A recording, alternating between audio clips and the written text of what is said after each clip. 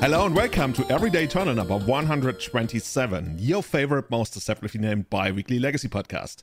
Today's show is brought to you by all our Patreon supporters. If you want to support the running of the show directly, you can support us on patreon.com/everydayeternal. Guys, I just had to stop Kai because Kai was late for the recording because you had to beat up on some poor death shadow guy in a legacy league, right? Yep, I just finished my match. It was like round 3 in this current league, and dude, I gotta say, like, I'm obsessed with elves. I don't know what it is, like, but it's like recently I started, like, you know, just giving this like a shot. I think ever since I saw Aaron Relentless in Sweden at the Tier 1 con, I was fairly impressed by Bear Elves, just because, like, it's pretty absurd, like, the deck. And it's also like it's also like it really rewards you for being, like, quote unquote smart, right? Because, like, you do a lot of, like, smart decisions, I suppose. You like that? And, I kind of like that. It's you filthy anima. You like smart decisions? Dude, it's like one thing I like, and it's freaking disgusting, dude. I hate smart people. I know, right? That's why we are on the same cast. Touche. Oh yeah, the deck is contagious. The deck is absolutely contagious. Once you get your fingers on it, you really can't stop playing it for a long time. Like, even when I sometimes play other decks, I always like return to elves and want to grind that again. Exactly, it is real addictive. I don't know what it is, but it's probably like the combination of like a super high power level, but also a lot of different games. Because, like, sometimes you have like the very combo-y games, sometimes you have like grinding games, and sometimes you have games where your opponent goes like Tome and Grizzlebrand. So, like, you know, you have a lot of shit going on. I think I dig that a lot. Oh, that's amazing. And speaking of smart decisions, Kai, did you realize you are actually one of the, I want to say, like, top 12 or something most successful Legacy Challenge players in the last 2 years or something on Magic Online? Yeah, I was a little surprised. We should probably maybe like recount the numbers, maybe, because that sounds a little off, maybe. No, you must go stop the count. I should probably be like on the bottom 12. I don't know what happened there, but yeah. Thank you so much to Bob Huang for keeping track of everything. That's amazing, really. Yeah, I mean, ever since you started streaming, I felt like you made top 8 of basically every single Legacy Challenge you entered and streamed. That was quite something. yeah, it's crazy. If it was like last year, I also like big apologize now, because I haven't streamed a single challenge since I moved to Berlin, simply because there's no excuse. Okay, I'm sorry, I'm stupid. It will happen eventually. I'm sorry. You're busy playing tournaments on the weekend, right? Pretty much. Like, the past weekend there was the tournament, the paper tournament I am organized in Berlin. It's called like the High Five Legacy. It was the second tournament is now in the books. And I don't know. Yeah, I've been busy like playing paper. It's kind of crazy to say because I played a lot of paper Magic also in Japan. You know, it's not like I didn't do anything on Saturday, Sunday, but yeah, I'd better come up with some other excuse. I mean, you're bringing some of that. I can't really say Japanese magic to Berlin because it's not that big yet, but I'm just impressed that you really came to Berlin. You're like, hey, you know what? We need a legacy tournament here. So you started organizing the Big Five legacy event. Oh, what's it called? High Five? It's called, dude, the Big Five. No, it's big High Five. Dude.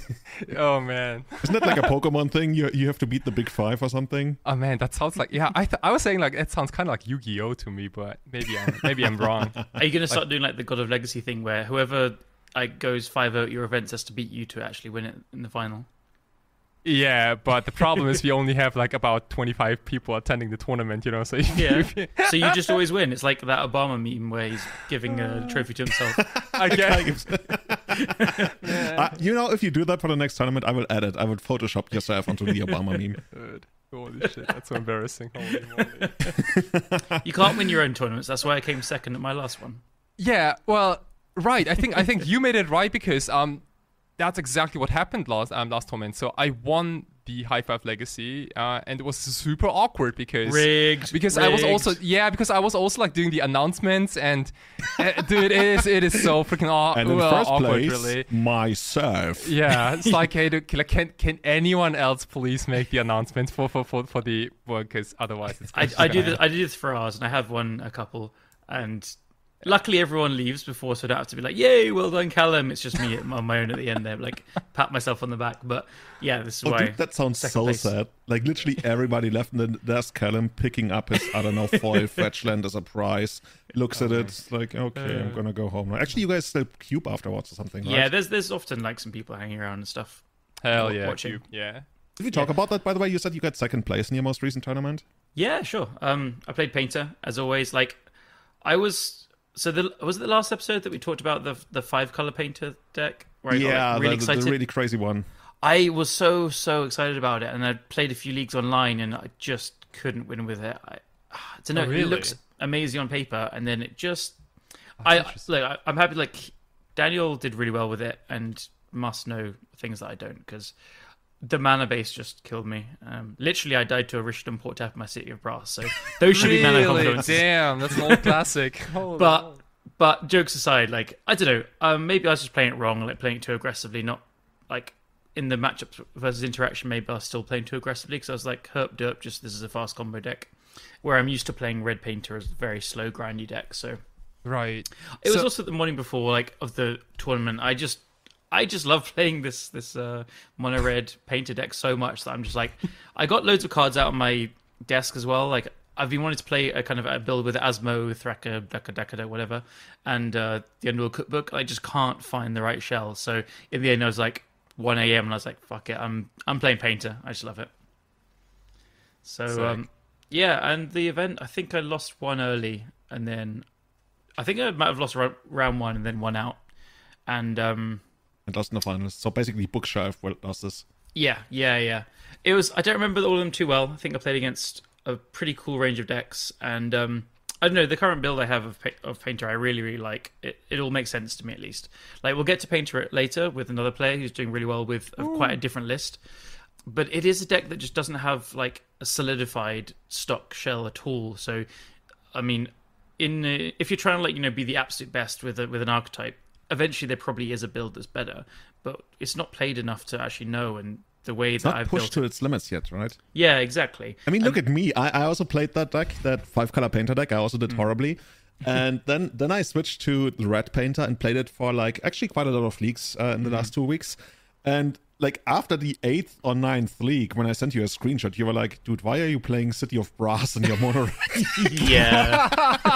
Oh, God. So what happened was I had that 5-color deck that played City of Brass, and I manually changed it on Magic Online to Red Painter. And I must have forgotten to change City of Brass to City of Traders. Yeah. And the thing is, I must have played like 8 leagues at least without noticing it. Why? It's just like you never draw the card, or what? No, I kept drawing it, but I didn't think about it. Oh my God, you just never thought of it. No, it never came up to me. Like, why would I even want that in the first place? The best like, thing, just like fixing is real good. Yeah. Yeah, it cost once upon a time, right? The best thing was the screenshot you sent me where I realized that was you asking me what's the play, and I replied saying you've got lethal in like 3 different ways. Then you replied later, oh shit, I didn't see that either. Yeah. I think that was you had the guy, the Kiki Chiki. Yeah, Fable saga. Copying Engineer. Yeah, to get a combo piece. And I think I played it out for another like 6 turns and eventually won. But yeah, you were like that, dude. You had like lethal half an hour ago. You could have just like done something else now. And like, oh my God, and City of Brass is in there. Yeah, you also had a retrofitted Foundry that I didn't have in the deck as well. So I don't know. That was surprisingly good. I might even put it back. It's always been like the deck has enough things to do with mana, I found, but it's a cool card. Oh, that deck is so cool. I had some cool moments. I had a really cool semi-finals against a guy called Alex, who's a local of ours who plays Doomsday, and he's pretty good at it. And so I think he won. We play quite a lot at our weeklies, and so he knows it's a tough matchup because I think I've got the upper hand most of the time. And then he's there saying, "Oh no, why did I have to play against you?" And then game 1, he wins very well. Like, I have some interaction, but he just makes the perfect pile and goes off turn 2, maybe for turn 3, and beats the Pyroblast and all that kind of stuff. And then game 2, I think I just have a really good hand. I can't remember exactly what happened.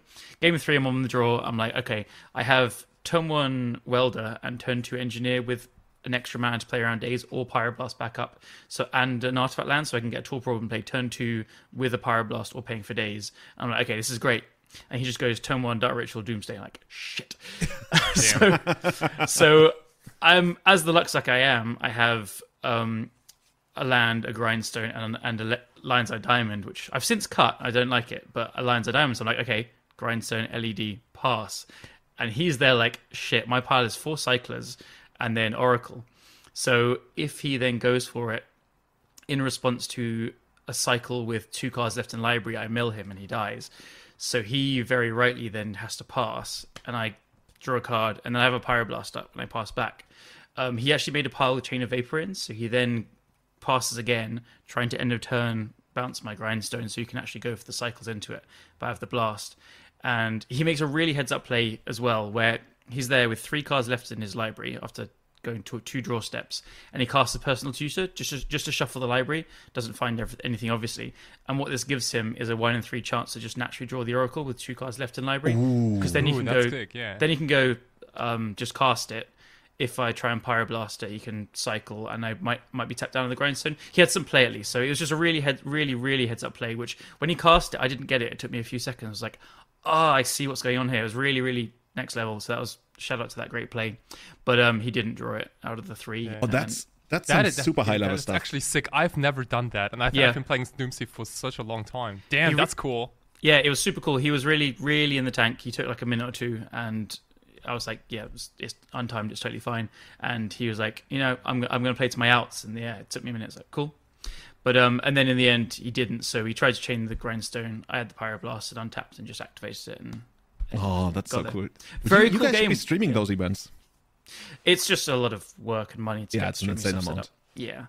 But that was super cool. And in the final, I play against Matt Brown, who's a known absolute legacy crusher with lands. He's top-8'd Legacy GP Bologna, I believe it was, with Sneak and Show as well. He's just a great player. And we had cool games. I think game 1 was one of these amazing games against lands where it was just really grindy, but he just absolutely knows what to do in the matchup. He didn't try and go for a combo until later. He was just stifling my resources, like got Tabernacle quickly, was wastelanding me when he had the opportunity. So I was like really between advancing my board state or keeping my creatures alive and stuff. And then he was like, having sagas go off and pithing needling things and stuff like that. So he just got to me eventually. And what then a mean guy. I know, right? And then game 2 was interesting because I bring in the Maguses, which are great.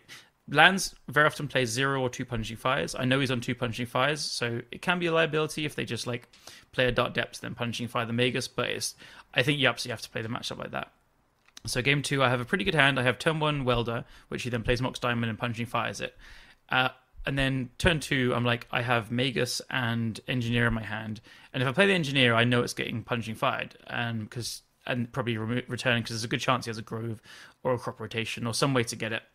I do play it, and then he has the Grove and punching fires as expected. But what this does is taps him out. So he has 1 punching fire in the graveyard. And if I play the Magus, he'll not have Groves active. So he need to draw the last thing.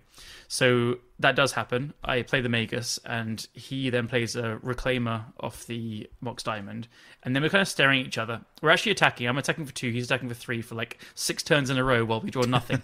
My next 4 draw steps were 4 Urza's Sagas, which I can't play. So I'm not salty here. It was just a very good example of like these little anti-synergies can bite you sometimes. It's still worth it. But I had 3 lands and a Khan in my hand, and I drew 4 Urza Sagas, and it was a little bit painful. And isn't that world where you just sit back with Magus? I mean, is he still gonna attack into Magus and then you block? Yeah, it's a 3/4.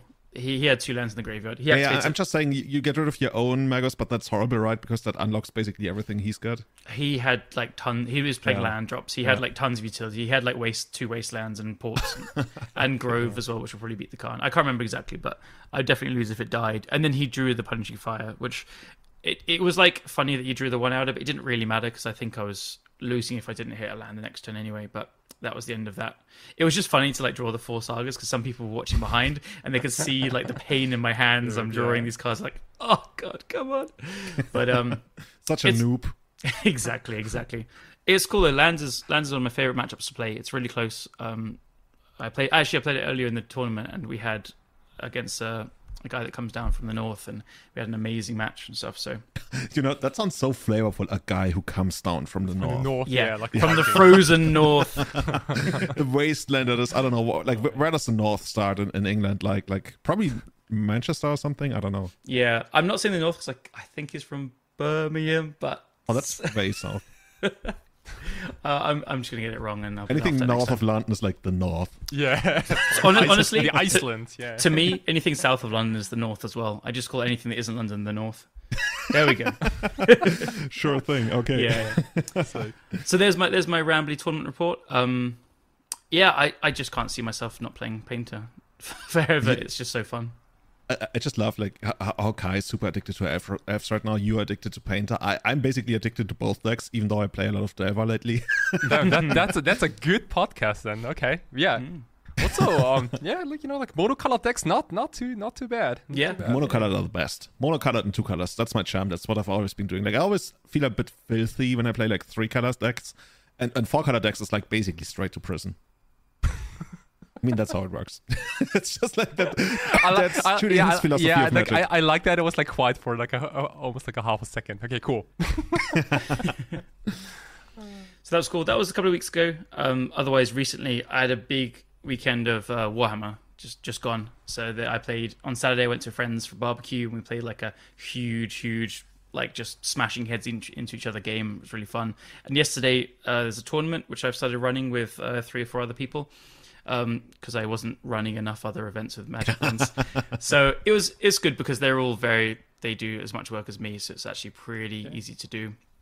And so Warhammer tournaments are like 3 rounds per day usually, so this is just a 1-dayer. So I was in the final. I won my first 2 with very big scores, so I was in the final, but then it's just exhausting playing like 10 hours of Warhammer and stuff. So I made... The games are like 3 hours long, so you can make a lot of mistakes in 3 hours. So I try my best to do that and manage very well. Is there something like a time limit in Warhammer, or how does it go? The first 2 rounds we didn't, but then because me and the other guy were in a final, we used a chess clock, and then you have like an hour and 25 minutes each. Oh, you actually use a chess clock? Yeah. Oh, yeah. Actually, I like that a lot. That a lot, it's great because I'm a pretty fast player. But I've even come like some armies just require you to make a lot more decisions or roll a lot more dice or just plan things out a lot more. Some are faster. Some players are just slow. Like it is a massively complex game with tons of decisions. So it's a good protection to like just have a clock and say like, look, this is mostly for my sake because I don't want to like take the piss and use too much time because I'd feel bad about that if we ended up having a draw and stuff. But also it then protects you against slow players as well. Me and the guy that we've played before in the past, and we know each other, and it's very, very chill. We had a great game. But against unknown people, especially in bigger tournaments, I just always use a chess clock because it just protects you from people that maliciously or not maliciously play slowly. There's just no way around it. It's their time, and they clock out. It's like you walk into the room, nobody knows you. Everybody immediately like pulls out their chess clocks and puts them like, to the table. I mean, it's a very, very common thing. It's really accepted at tournaments. And if someone refuses to use one, well, then the TO comes and says, "Well, you have to." I mean, like sometimes local game stores, there's always like this one guy who brings like a stopwatch or something, to like a Friday Night Magic Modern tournament, and he goes like, okay, 50 minutes, okay, now, like it's like the definition of a spike player to me. Yeah, that's funny. Right? The whole Warhammer thing is because the games really should take longer. Like, you're very hard pressed for time. It's just because of logistics for tournaments, doing 3 rounds in a whole day. Like, you're going to go on really late if you don't time them. So you just have to. And so you do have to make decisions quickly and, play quickly. If you run out of time, like in this thing, because me and the guy knew each other, if one of us was going to run out of time, usually players will kind of offer the other player their time to get the game to a conclusion if one pops that's out. so wholesome. It happens a lot. I've done it at tournaments. I've had people do it to me, although I've not needed it as much. But like, the clock is there not to clock opponents out, but if it protects both players, if someone is a bad slow player or trying to slow play maliciously, like, you just don't know if you don't know the players. Like, again, at Warhammer tournaments, there's so few prizes on the line. It's like you just don't get cheaters, really. You don't get people trying to take advantage of things. But because you need to have the clock just to, get out of the store that we're playing in on time because of the people working there, you will just give each other your time as well a lot of the time. You know what I would do if it ever came to a draw? I would say both, as somebody who has never played actually almost never played Warhammer, both players select their very best unit and they face off one-on-one. That's so cool. So you put them to the battlefield, like, 10 meters in-game units or whatever, next to each other, and then you just start blasting each other, and whoever survives wins. There's like 10 10 reasons why that wouldn't work, but it's cool. Yeah, man. Like, I mean, I would probably just pick the general. You know, like your best man against my best man. You know, My Reasonably level, army that's had awesome. one model that like kills anything it touches, so that wouldn't be Oh. fair. okay, I would take But that. you're 10 meters away. So the other guy has like a gun or something. No, my guy like a- moves really fast. Like as a well. bow or something. I promise you. For the people that play Warhammer, this is a flying hive turret with the Reaper of Obliterax. They know what I'm talking about. Okay. This thing kills anything. I was just gonna ask, like, is this the what is it called? Like so I played Warhammer Fantasy back in the day when I was like 7th grade or something, but Yeah. it's now called what's it called, like Age of something? Age of Sigmar. Yes, that's the one. Yeah. So I've been playing Warhammer 40,000, but Ah, Age of okay. Sigmar just had a new edition come out, and it's Warhammer Fantasy Battles is still kind of alive. There's a lot of it's kind of like pre-modern in a way. It's like players love the nostalgia, especially. So a lot of the time they'll play games and just pick and choose rules that like they like from multiple editions, and like just it's very much a nostalgia thing. And I've got a friend that's massively into it, and he loves a good flank charge and stuff. But That's what it says on his Tinder profile. yeah, it's Boss Krenko actually. You know him. Oh, okay. Yeah, and they're bringing back Fantasy Battles soon in like a year. It's going to be called the Old World. So yeah, they're going to bring back cool. like dark elves and high very cool. elves and Yeah. goblins and all that kind of stuff. Oh, yeah, that's so cool. yeah. Maybe we can do like an episode about Warhammer, because like I did play a little bit of 40k for like a bit. I think like what's it called, like the zombie armies, like Necrons or something. Necrons, yeah, the robot Necrons, yeah. I They played them are for a bit, but- potentially the best army in the game right now. So there you go. Really? I mean, Yeah. of course I knew that. Yeah. Yeah. Yeah, the of course. blue-red Delver of Warhammer. But wait, They're- I think like I lost all the games, so I'm pretty like a shitty player. They were terrible until about a month ago. This is the cool thing with Warhammer is Oh. they bring out like rules updates every 3 months, but they've done it actually a lot more frequently, every other month basically, and they just change armies' rules. And so my army that I play called Tyranids, well, it's my favorite. I play a bunch, but there's what I played yesterday, and they're very, very good at the moment as well. But I've been used to playing not great armies over the last couple of years. So it's hard work when you play a bad army, but like Necrons have some really good things going for them now. Okay, and how do people take that? Like, are people like pissed or something? Like, you know, if the army gets like purposely, you know, just like nerfed or something? Yeah, so the people online are very, very often negative about it, but the people who actually play the tournaments are like, yeah, whatever, we move on. So Tyranids, when they got a new rules book come out a few months ago, and they've had 3 rounds of nerfs already because it was so absolutely broken, and they're still very good. So the rules writing team gets lots of things wrong, but they get a lot of things right as well, I think. The game is pretty balanced right now. You have like 2 or 3 armies at the top, but you can absolutely beat them with like mid-tier armies as well. Yeah. So it's actually very balanced right now.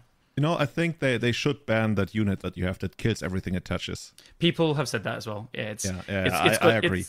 It's gone up a lot of points. Points is like, which is a bad thing. You want things to be less points, and it also has had like some rules changes as well, and it's still absurdly good. But Yeah. the model looks cool, so it's fine. I think they should outright ban it. It doesn't even make any sense. I'd be very upset. I have 3 of them. Cool. Yeah, Julian, what have you been up to recently? Have you also played some games? I play a lot of Blue-Red Delver on Magic Online lately. I played Bouncy Castle as a donation deck that I received from Kinda MTG, which is it's one of the coolest decks I think I've ever put my hands on. So the idea is you play a blue-white control deck, but you use Leyline of Singularity. And if you don't know what that Leyline does, it turns all your, I think, non-land permanents in the game into legends. So everything is legendary. You can have only one thing of anything that's not a land. So I think the card that suffers the most from it is something like Mentor, right? All of a sudden, Mentor is like a hill giant with prowess, I guess. That's the best way to put it. And yeah, I had a lot of fun because what you would do is you would play 4 Caracas in that deck. And then literally all the creatures, initially I thought like I could even bounce Planeswalkers, but of course Caracas doesn't bounce Planeswalkers. But you could just like bounce all the creatures. Your opponent can't put more than one of anything into play, which by the way wrecked elves. I played a match against elves. It looked like they were gonna kill me. Then I got Leyline of Singularity down because you can also hardcast it right at 4 mana. And like their whole board evaporated. And yeah, that deck is amazing. I started out 3-0, then I think I lost a really close game match to elves, and I lost the last round to some kind of like bullshit 4-color control deck. Yeah, I remember you had like a Trinity Nemesis attacking, and then in the last turn they hit in a row. Yeah. Oh, yeah. I got them down to almost nothing. Yeah. They were was like the 2, and then they drew an arrow. And I then, realized that deck actually needs help against Wasteland Loam because once I realized like you can't really beat that. You have to play a tempo game. You have to super rely on True Name Nemesis to get you over the line. And that worked twice against that kind of deck, but when I played it like the third time, they barely got me. But that was a lot of fun. Also, another card that hadn't even been on my radar is I think Moderation, the enchantment. Like, he's been trying to make Moderation work for like weeks. He's from London. He's on my Warhammer team as well, actually. And we're just like trying to work out ways. And he's very, very adamant. He chooses a card and then builds around it, no matter if it's good or bad. But yeah, I showed it to Marius. Marius was also like surprised because he wasn't aware of the card. And what the card does is, by the way, it's an enchantment. 1 colorless, a blue and a white. You can play only a single spell per turn, but every time you play a spell, you draw a card. So the first time you do it, it replaces itself. So basically you play it, and then on your opponent's turn, you force fulfill something, you replace it. Then on your turn, you cast a brainstorm, you draw a card, then you brainstorm. So it really, really, really adds up over time. And of course, the way to abuse it is to have stuff that you can play on the opponent's turn. So that worked kind of cool until my opponent got the ferry down. But yeah, that card was really, really cool. I don't know if I would play 4 again, but especially against the control decks, like they were in actual trouble. Like they really had to deal with it. Otherwise, I would just like overrun them with shit. I suggested to get some more like cycling stuff in there, like Shark Typhoon and the Timeless Dragon and stuff. To get around that? Okay, Yeah. okay. And Timeless Dragon also, like, you could still, like, get it because it's an activated ability, right? Exactly. So you can make a dragon and then, like, cast your swords as well. Or something. You're smart. Also, the name, by the way, is amazing. Bouncy Castle, characters, so bounce good. everything. It's so good. Cool. And the other big, amazing thing for me, I'm finally taking some time off. Beginning of August, I'm taking 5 weeks off. Literally That's so 5 long. weeks. I don't know what I'd do. It'd be like, the first day, that's I a would just nice sit problem. down and be like, in this realization, like, what's going on? Yeah, seriously. Like, I mean, like, well, what are your plans for 5 weeks? Because in 5 weeks, you can start a new hobby probably and just become very professional at it. Oh, that's inspirational. Maybe Well, I should actually, do that. I got it. You're just going to grind Bouncy Castle for 5 weeks. For as much as I like that deck, that sounds horrible.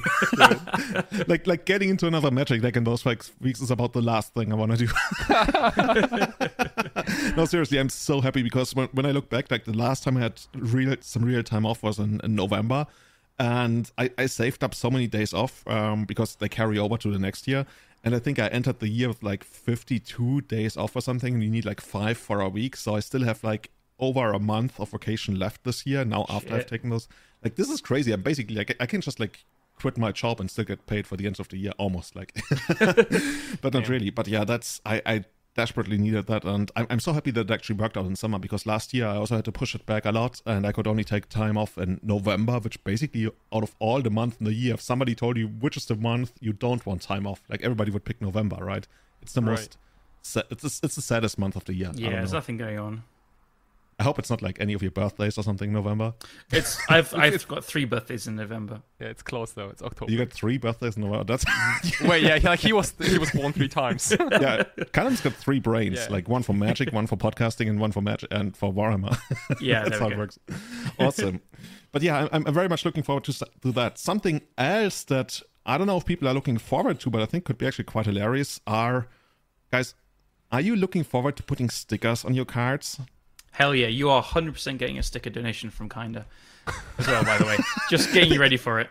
You saw that on Twitter, by the way, but because when stickers were announced, and we're going to quickly in a moment explain what stickers are. When stickers were announced, I didn't know what it was, so I posted one of the sticker cards to Twitter and asked, what is this?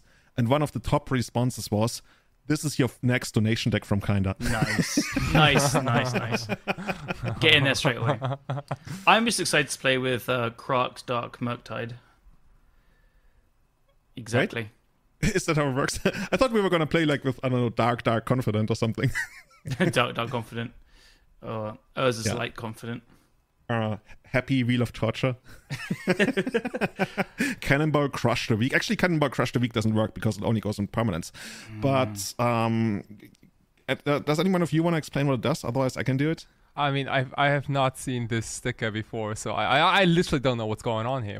I spent 2 hours at work understanding what stickers is today. I've just been making fun of Legacy players crying about stickers ruining is the it like format. I don't actually know what it does. Actual stuff you put in your cards for real? Yeah, you put stickers on your cards. It's going to come, Kai. But you can only put stickers on your own cards.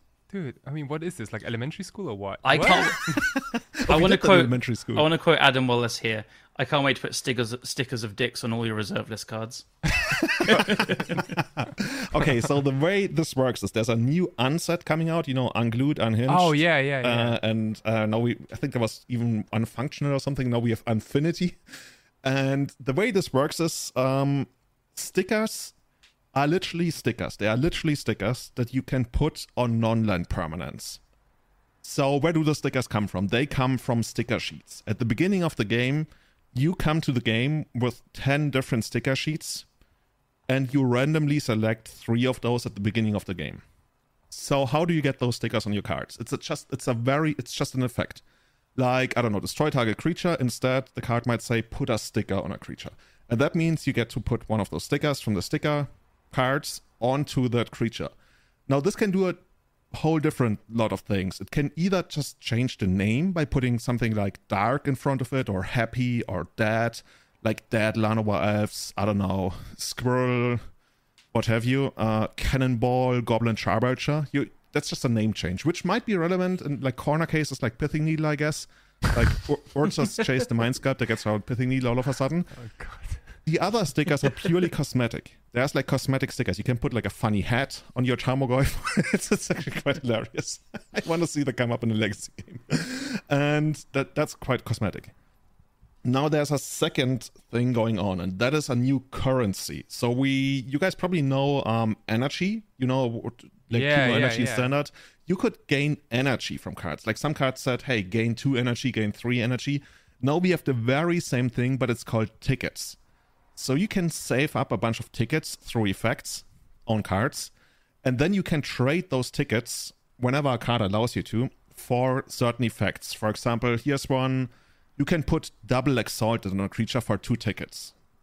So if you have a card that says, hey, gain 2 tickets, then put a sticker on one of your cards, you could use those 2 tickets and put Exalted twice on. It has to be a non-land permanent, so let's say you put it on Noble Hierarch. All of a sudden it has like triple Exalt and it attacks for 3. Man, Infect is going to be busted with this. Damn. Okay. And so it's kind of like a store, isn't it?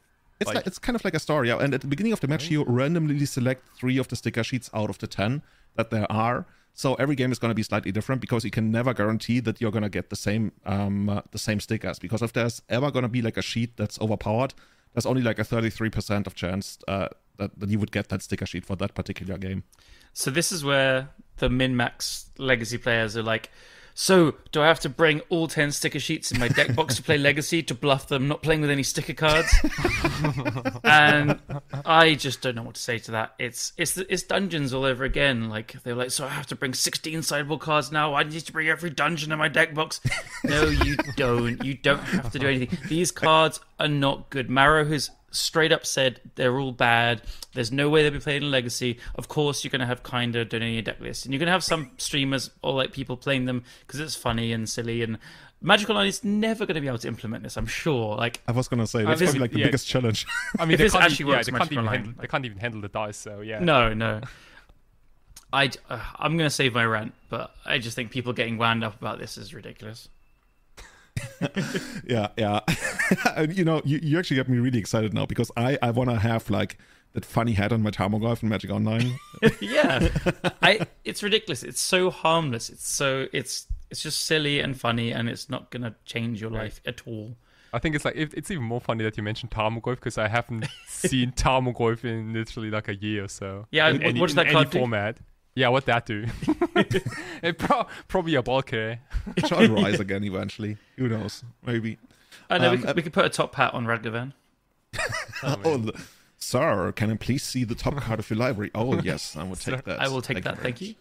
May I? By the way, to complete the rules part of it, those stickers stay on while it changes public zone. So if it goes to the graveyard or I don't know where else, exile, whatever, they stay on. But if they go back to your hand or into your deck, they come off. And apparently they're like made from this kind of stickery thing, so you can like pull them off and put them back again without it like really sticking to the card. And I guess most people would use sleeves anyway. It's like one of those things that we actually used in primary school, right? It's actually in the rules. You can't use sleeves with these. Wait, are you kidding me? Oh, really? You have to put them on the physical cards? No way. Of course I'm joking. Dude! That was way too easy. Dude, this is the first time if I would like actually triple sleeve my deck. Yeah, just like to absolutely make sure that they don't touch my cards. It takes forever to get the card out of the triple sleeve. I wonder if there's going to be I wonder if there'll be a card that lets you put stickers on your opponent's cards. I think they would never do that. They should. Like, that's just like such a big thing. Like, especially like in the US, I really noticed like a big difference that even if you just want to touch your opponent's cards for anything, it's like you have to really ask for it and be very careful. I guess that's probably similar in Japan. Like only in Europe we are like savages and we just like grab the card and read it and put it back. I'm just going to go to the Lou. Can I take your deck with me? Yeah. let me check it out. Sure. Yeah. But I think from what I understand, like the idea behind it is that the unsets apparently always sell horribly because the only thing that really sticks around are the basic lands. But now you, I guess, have some kind of extra value beyond the draft of it because otherwise, like people, they would sit like I literally have 100 copies of, I think, Fat Ass. Just like that or Badass or something like a donkey from Unhinged in one of my binders. I actually can't believe that I collected those at one point, but they never do anything. But now you technically have cards and unsets that are constructed playable in like probably Commander, right? That's the only way where I really see them doing a thing. That's right. Like, Yeah. Probably like Flavor Commander or whatever. Like whatever is like power level 4 or lower. I don't know.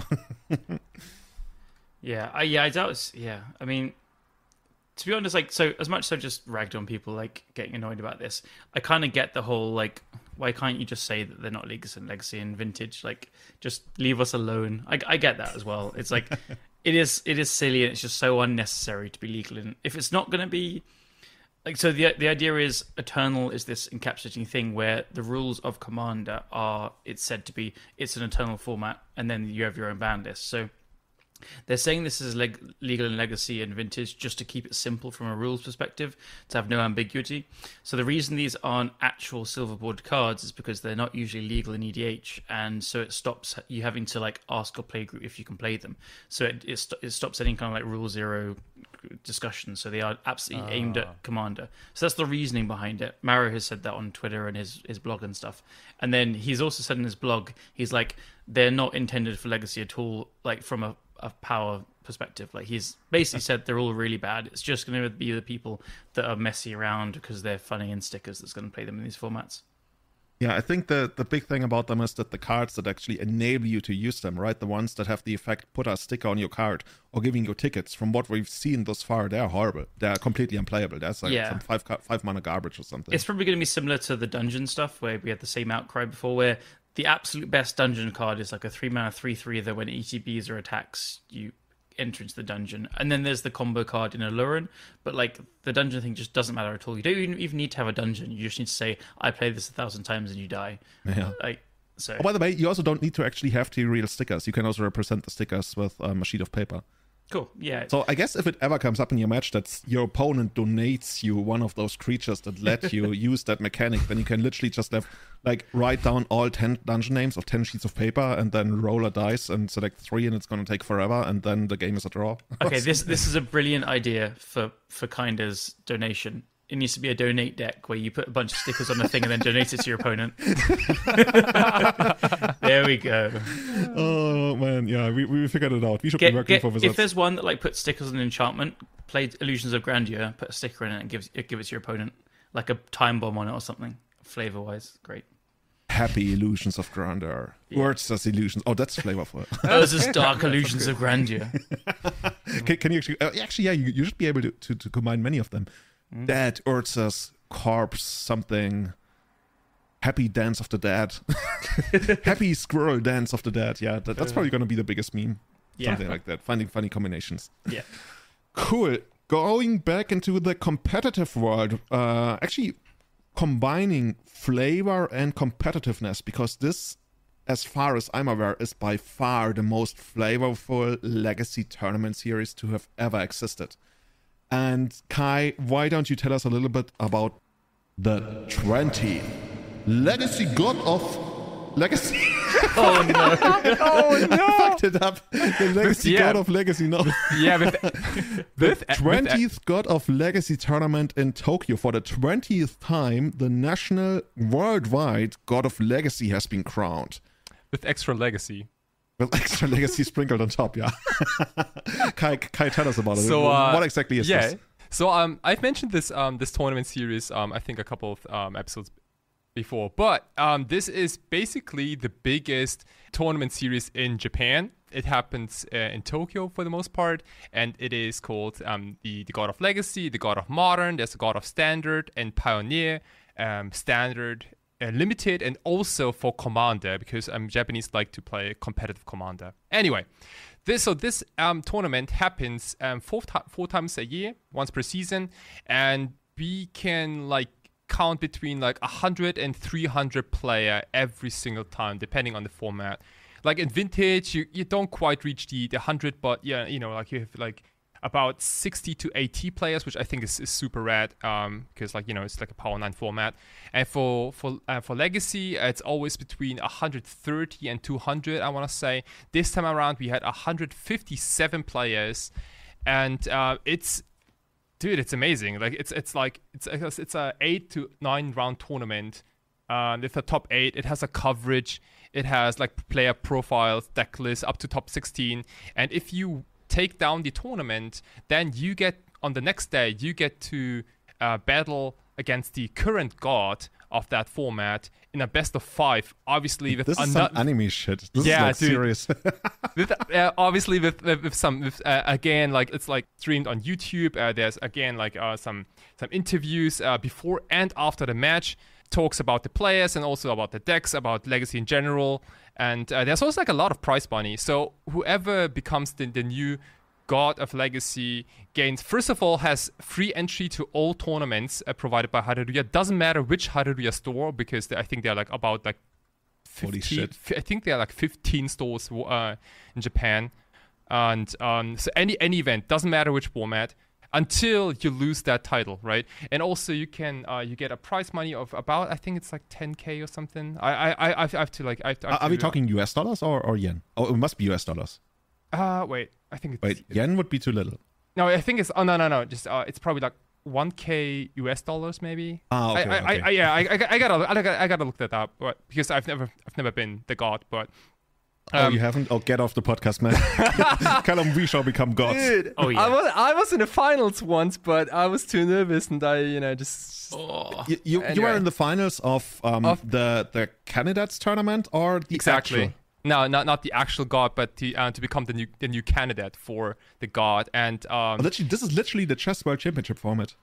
Pretty much. I like it a lot, and if to anyone who wants to visit Japan, if you happen to be in Japan during that time, please join. It is incredible. You have probably not seen a tournament series this professional ever, because it all happens at the Haruruya Tournament Center, which again is a 300-seat competitive player.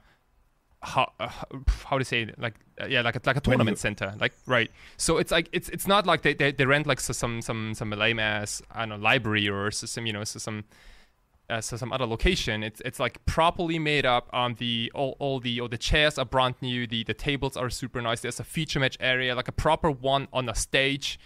They have 10 buying counters. They have a lot of PCs where you can order cards from. You can also watch the current featured area, I think, on several displays. It's amazing. They even have a smoker area, so it's pretty good. I'm so jealous. Yeah, this is so crazy. You know what? We talked about this, right? We should really go there and record a vlog or something, to really bring this to more people, because until you told me about this, I didn't even have the most remote idea of what's going down there. This is absolutely crazy. Yeah, didn't you mention that you got 5 weeks off? I don't know if Japan is actually. I think Japan quickly opened, then everybody got COVID, and now I'm not sure what's going on. But I hear they have a really bad situation. Yeah, numbers are pretty terrible right now. But the next Legacy God of Legacy, might be in November. No, in October probably. I gotta see about that. But yeah, we will definitely have to go, Julian. Seriously though. and also Callum. Let's do it. if you're not busy playing Warhammer. I think you were talking about like January or February next year, but we will figure it out. Right. Yeah, this is so badass. Yeah, let's dive into the players and the deck list, shall we? Yeah, go ahead. I see in first place after Swiss Andy Ryo, and I could be absolutely wrong, but I thought I've seen that guy in Beijing at the Beijing Orloff, and his prefecture says China, so that's where he's from. He's 26 years old. He plays it's called Timor Midrange. But I almost want to say I've seen him at the Beijing Orloff in the past, but I could be wrong. But yeah, interesting. Yeah. So during the interviews, he mentioned that he's from Beijing, and he started Magic in 2019, and before that he played I think he played Yu-Gi-Oh! Is what he said on the interview. Because like he was like the only Chinese player at the tournaments. So for the interview, they organized a translator for like Japanese, Chinese, nice. Which I think was like another. Right, like just big thing they did. But yeah, I think he got into Legacy just really recently, and picked up this deck. I think designed by Max Torsion, if I'm not. Oh, is it really? I think if I'm not mistaken here, because I think I've seen it on his Twitter. Yeah, it's right. Right. Mm-hmm. So his deck is a Timor mid-range deck. It has a lot of similarities to regular Blue-Red Delver, but it has a little more fat to it. So it plays Rangray Channeler, Ledger Shredder, 3 copies, and the Murktide region. But in addition, you see 2 Brazen Borrowers and 3 copies of Uro. So it's a little slower. It doesn't play any copies of Daze, but you do see a Spell Pierce in the main deck alongside 2 copies of Maddening Hex. And Andy mentioned that Maddening Hex was like throughout the Swiss, it was bonkers. That card was just insane. Yeah, I can imagine. Right. I can absolutely imagine. I've played a lot of Blue-Red Delver recently, and a lot of games they turn into this big grind fest, right? Because nobody can ever really attack with Murktide because there's like, I don't know, 6 or 7 red blasts flying all over the place. So eventually you just like try to grind your opponent out. And if you ever could land like a Maddening Hex, and I mean, people are siding out Force of Wills left and right? So if you ever land the Maddening Hex, which can't be Pyroblast, that should be like a huge upside. Right. Yeah, it's probably just game over. If they don't find like a Blue Blast, maybe, if there's one. I don't know. Yeah, it's such a weird situation, right? Because nobody ever does that because Maddening Hex is not a Magic Online right now. So there's less incentive to even have Blue Blasts, even though we see them creeping up again, even on Magic Online these days. But I think this might be the biggest difference between Magic Online and paper Magic in something like, I don't know, over 10 years. Like I remember when we still didn't have like a lot of the earlier sets on Magic Online where it was like not really Legacy. But ever since we've gotten almost full Legacy, this is the biggest discrepancy we've ever experienced. Yeah, it's an interesting spot. It's totally unprecedented. But I have a feeling there's been enough pressure on Twitter and stuff that they will add it eventually. Poor Rapper Cheap. Rapper Cheap wants some like other curses. I think he wants some 3 mana curse to be put in Magic Online. But I have a feeling Maddening Hex is going to be the one that's going to hit Magic Online. That and Minsk and Boo. Yeah. Minsk and Boo is another big one, right? Didn't you actually see that? Yeah, he has 2 copies of those on the sideboard. Yeah. Right. That card is really good as well. Yeah, and so Andy was playing against world champion Yuta Takahashi in the semifinals, who chose an interesting, like a little old-fashioned band control deck. We haven't really seen a lot of band recently, but it's pretty stock almost. And Minsk and Boo was incredible in that match. So Andy defeated Yuta Takahashi in a pretty grindy, like Uro-ish mirror, but Minsk and Boo just did its job and couldn't get countered, slipped through, drew too many cards, and ran away with the game. Yeah, there's no actual real answer apart. Like I'm looking at Yuta's list, and he doesn't even have a 4th color just to cast Prismatic. Okay, Prismatic Ending for 4. So yeah, once it sticks, it's just there. It's abysmal, right? Yeah. Yeah. So like to quickly mention the top 8 deck lists. We don't have to go like through everything, but it's so Andy Liang on he called the deck Rock All Stars because he said every single card in the deck is pretty good. Like there's like no bad cards. Rock Spell Pierce. It's okay. The rest I'll give. Well, Meltdown's not very good either, but yeah. I guess like a one-off Spell Pierce is kind of odd. Isn't it? I mean, it probably had its moments, but the rest is just good. Honestly, Right. like to me, that construction-wise, this feels like one of those slots where you feel like, oh, this could be almost anything, and I'm putting in something that's very widely applicable, and then it always gets, not always, but often gets cited out for the more impactful spell that could fill that slot. Right. Yeah. I Okay. would think so, at least. Yeah. On second place, we do have Doomsday by Morizaki Yuki. I gotta say, I'm not a huge fan of this deck in particular because it is Grixis, and it plays a few, like, quote-unquote unnecessary cards. Like, it, for example, it does play a 1-of Fatal Push in the sideboard and a 1-of Disfigure, and I just can't think of any scenario where this is, where this does something. I don't know, like maybe Is there like I'm a missing 5-mana something. creature that you want to disfigure or something? I don't know. Yeah. not really sure. But I mean it's still Doomsday after all. Doomsday is very powerful. And I'm happy to see that. On the third place we have Matsubara Yusuke on Blue Red Delver. Pretty stock, I think, at this point. But also like Maddening Hex in the sideboard. There's a mountain in the sideboard as well, which is interesting. But yeah. Oh yeah. Oh, come Sick. on. Oh, come on. Yeah. Anyway. And now fourth place is one of my best buddies from Tokyo. Kuriyama.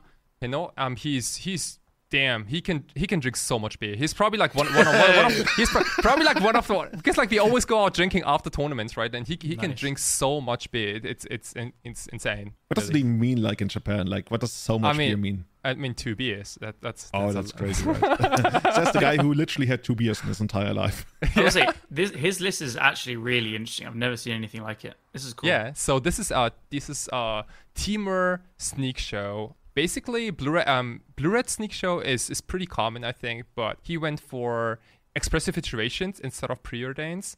And there's also a light green splash for Veil of Summer and Carpet of Flowers. There's also a Collector Oath in the sideboard.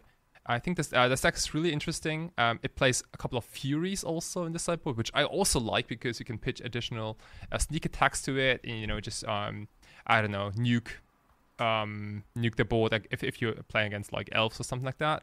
I guess that matchup's already good, but Fury is like just incredible in the format, especially with decks with Ancient Tumen. You hardcast these a lot, and a 3/3 double strike is no joke in Legacy. Oh yeah. It's a little awkward that it trades with endurance, but I guess that's fair. Okay, I mean it's I mean, yeah, it also ETBs and kills endurance. It's elemental for elemental. Okay. Yeah. Right. And on fifth place, we do have world champion Yuta Takahashi. I had to smile a little bit because in the pro and player profiles, it said like previous accomplishments, and then everyone goes like, yeah, Magic Online 5.0, Friday Night Magic 3.0, ha ha ha, and then Yuta Takahashi goes like world champion. Yes. Dum. End of the line. Yuta's one of my Champion of the universe. absolute favorite like pro players ever to watch and look at his deck lists and fairies. It's just so cool. So it's And you so see him cool. quite to see often, like in Legacy tournaments as well, right? Yeah. He had a stint of like 6 months, it felt like, where he was streaming Legacy and Vintage Challenges every weekend, and it was just awesome to watch. I read his article after he finished this tournament, because like what he does is writing like an aftermath article about the deck he played at a big tournament.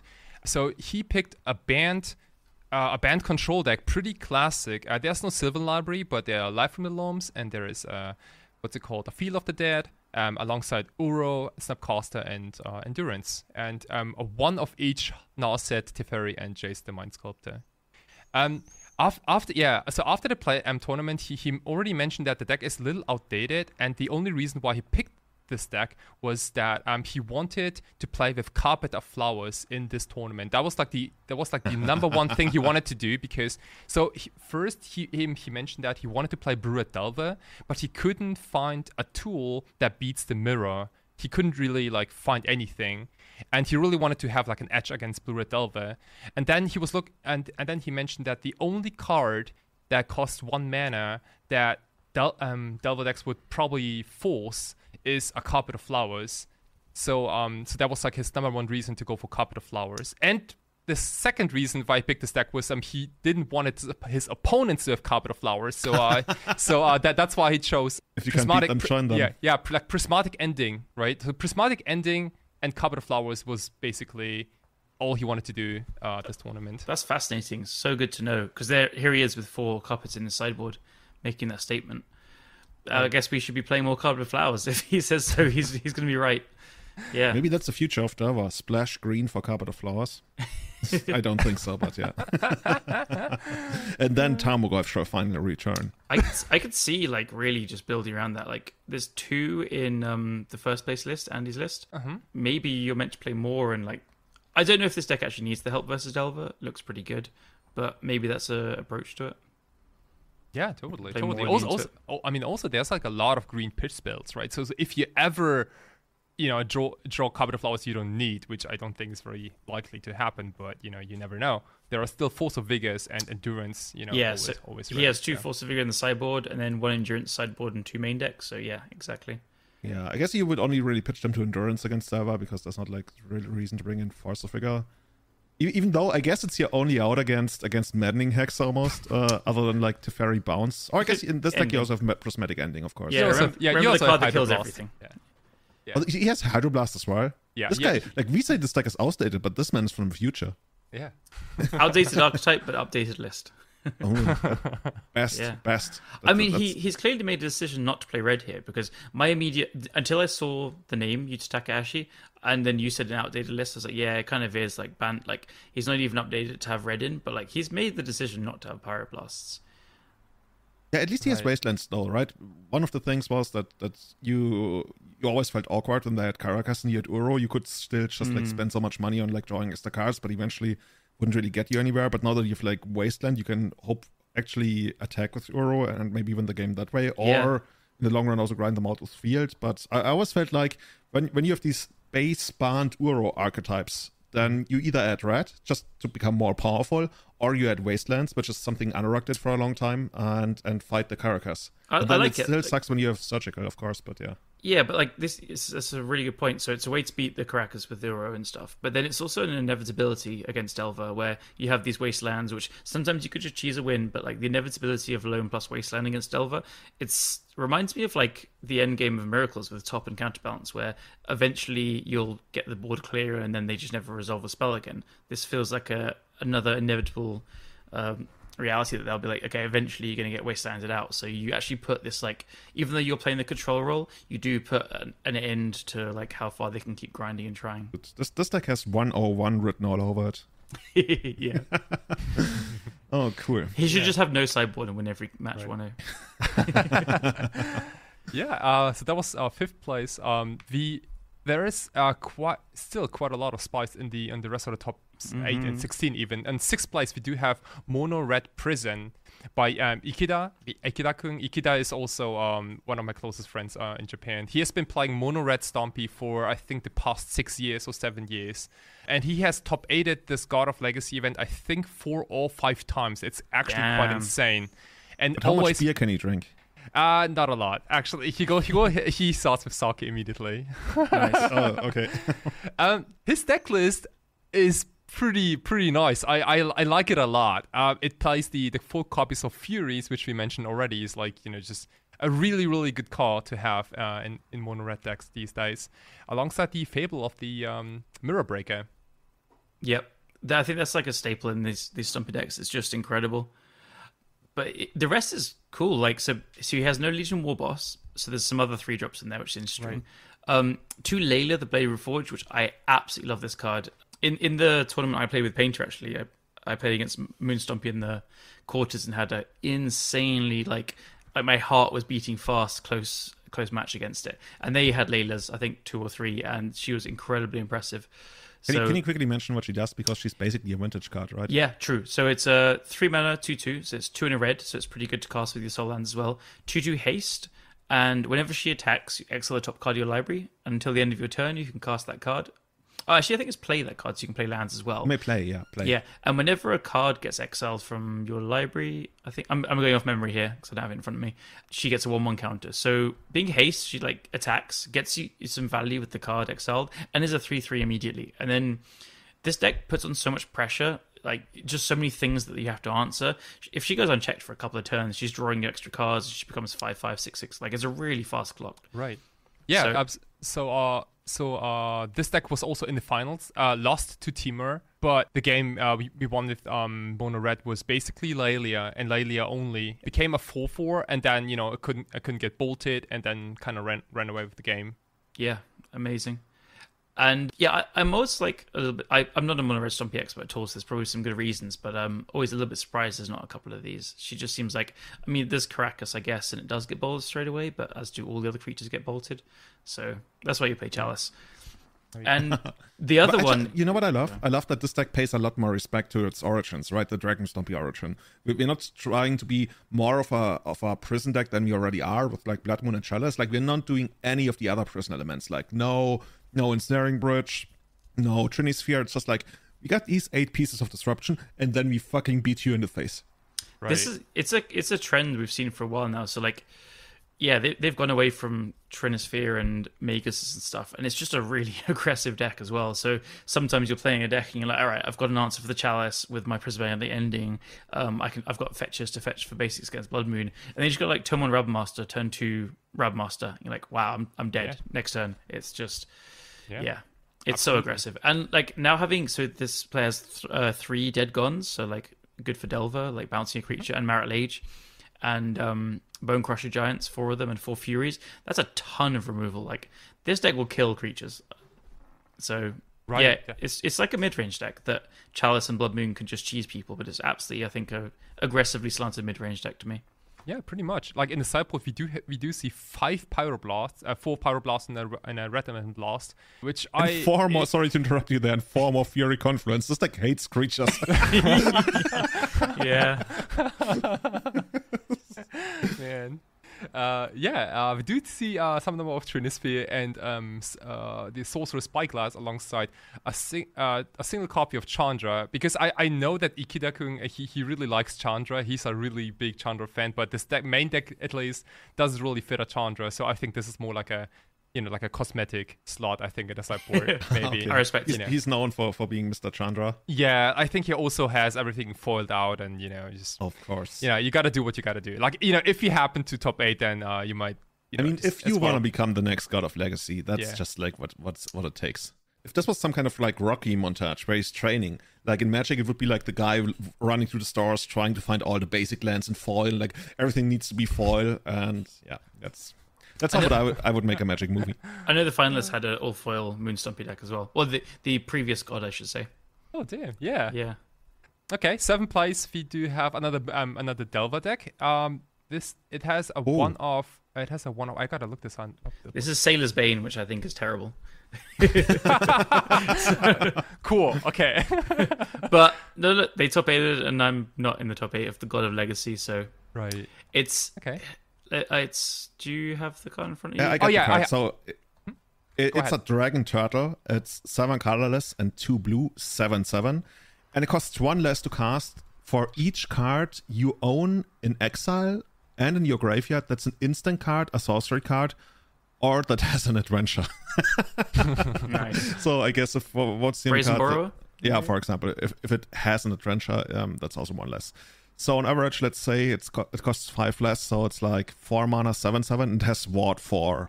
So this is like the poor man's version of Kappa Cannoneer, I would say. But this Delver deck list runs 3 copies of Brazen Borrower, so that is an adventure card. Okay, right? you I'm just saying, right? Yeah. I guess that's. I'm still not excited. Okay. You draw all your 3 copies of Brazen Borrower. No, I guess the way you would get it to like land is like a big end game thing. Like, this thing could almost give you inevitability because it costs like at least 5 mana to remove. Yeah. I'm not seeing it, especially if you have it like any time in the first couple of turns. It's like even more dead than Murktide Regent, and unless Murktide Regent doesn't even have like, it can't fly, or it's basically like your 5th copy of Murktide Regent, I almost want to say, because it, like, there's a pretty cool harmony going on, right? Murktide puts stuff into exile, and then you can cast Sailor's Bane for cheap later on. Yeah. So I see the idea. It's like not stupid or anything. Maybe like, it's actually good, but I don't know. Maybe it has like some true name vibe on it. It's just like being a little sticky, maybe. But it doesn't have any evasion. It's just like Is evasion still needed in Legacy? Like, nobody plays Young Pyromancer anymore. Yeah, it is. The reason Delver is so good because everything flies. That's true. You can't block it. Like, if Murktide didn't have flying, we wouldn't even be close to discussing it being banned or too That's good. good. That's a good point. Yeah. Oh, maybe this creature is just supposed to be a blocker, maybe. Maybe it never... Wait, Kai, you had a little bit too many beers, Okay, I've let you know what it. Murktide is the best blocker in the format. Oh, man. Why doesn't Delver play, like, Wall of Ice? That would be a good blocker. Yeah. Isn't it like 08 or something? It's an 07 for 3. 07 not good enough. Damn, Julian, come on. Wall of Ice. Dude, I was always like more of a Wall of Essence guy. I adored that card back in school. Yeah. I like Wall of Reverence. Cool. Okay. I'm also searching Wall of Ice just in case I got it wrong and everyone makes fun of me. But yeah.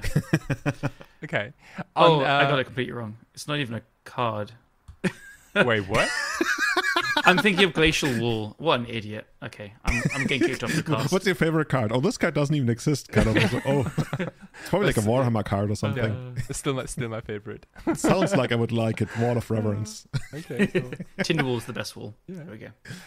Let's round this one up with another mono red prison. This time around, it is not an aggressive build. It is exactly the opposite, right? Yeah, this is so different. This is like they're both mono red stompy, but they're so different. Right. So, what do we see, Callum? Maybe you can walk us through this list. We have 6 creatures essentially. Like there's 4 Seeming Spirit Guides, but they're not creatures. It's 4 Rebel Master because I guess Rebel Master's too good, and then 2 Furies, and then it is going massively into what we just mentioned that the other deck is not. It's a heavy prison deck. So it has 4 Chalice, it has 3 Ensnaring Bridge, 4 Blood Sun.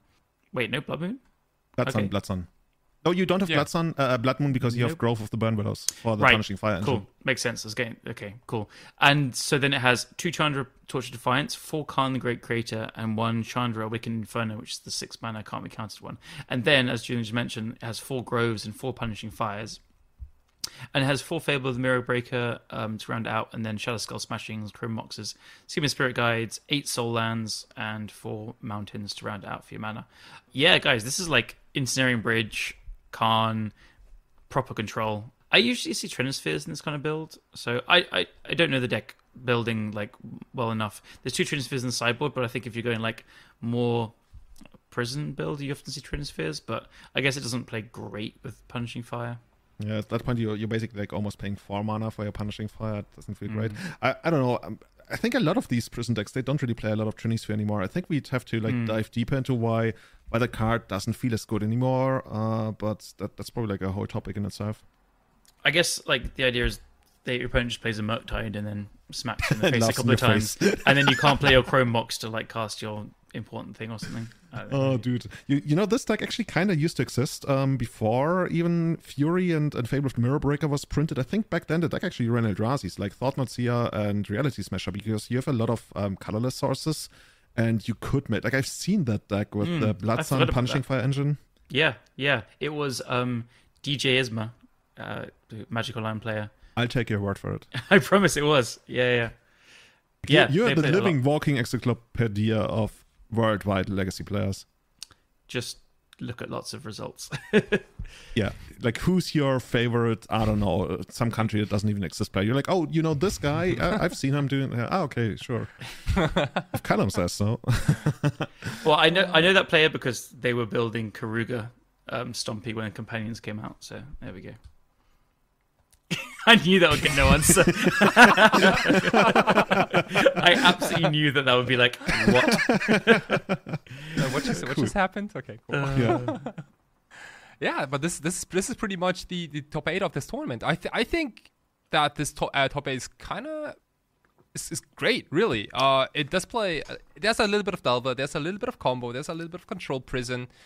We got pretty much everything. So as much as Twitter Magic is like kind of hating on Legacy sometimes, like shitty comment, I think this top 8 is just great. I totally agree. Like the first place list is, as you said, Max Distortion's kind of brainchild of like play the good cards deck, but we have 2 Madney Hex, which is just not something we see on Magic Online, as we explained, and 2 Mincing in the sideboard, and we just don't see tons of this deck. Like Max has done well, and there's people have done okay at tournaments and stuff, but like taking it down, this is really cool.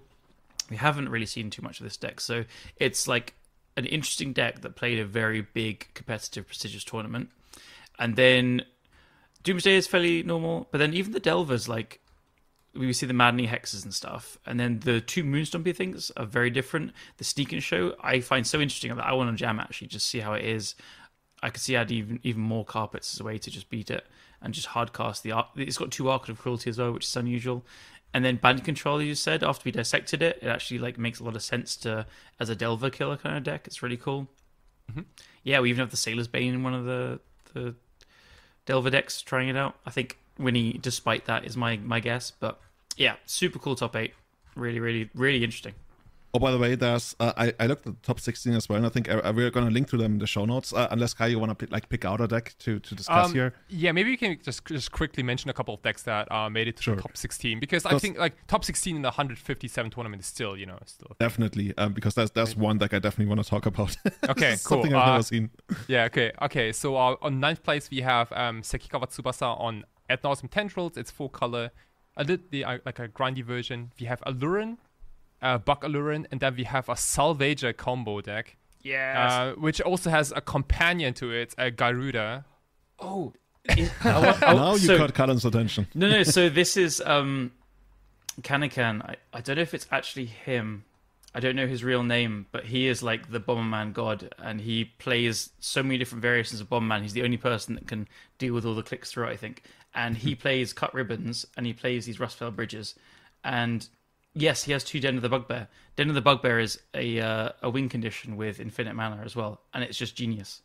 So I think this is exactly because you can activate it like so many times and create like 1/1 tokens every. Oh, you make infinite red mana, activate Den of the Bugbear infinite times, and then attack, and you have infinite one Mongol. Can you imagine like how many clicks there is on Magic Online? That's actually so insane. Smart. Yeah, I saw it and I was like, okay, that's cool. Like it's a cool way to like pressure planeswalkers if your opponent has them. It's another thing. It's like, oh, I see. So this is, I'm pretty sure card for card, his like latest list he's been playing, and it's just he's a genius. He's absolutely incredible at the deck. So if you want to learn about Bomberman, follow Kanakan, and I think this is his name because there's a K in his first and second name. So, but also but check this out. There are 4 copies of Rustvale Bridge. So that's one of the newer artifact lands from Modern Horizons 2. It comes into battlefield tapped, indestructible, and adds Boros mana to it.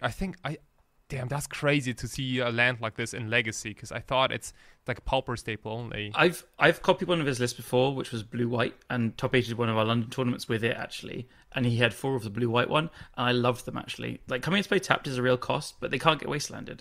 So you're often, like, playing a land, hoping not to get wastelanded, and playing around days anyway. So I've loved those cards when I played them. Okay. So I think it's actually pretty good.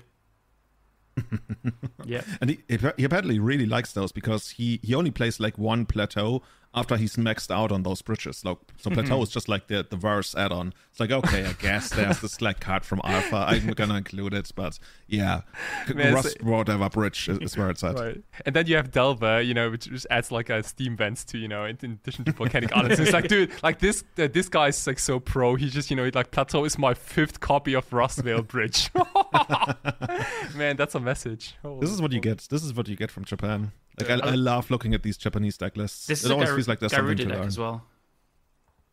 What does it actually do with Garuda? I guess the idea is you find like Ingenious Smith or Cyber Chess or hitting salvages is no joke, and it also just puts like randomly can put LED or Walking Blister in the graveyard to return if you already have them and stuff. Oh, that's really good too. Yeah, and it's just good when you play 3 LEDs. You just like use the LEDs to get it and cast it and stuff, and you have 4 caverns to name. Is it Demon something Kraken?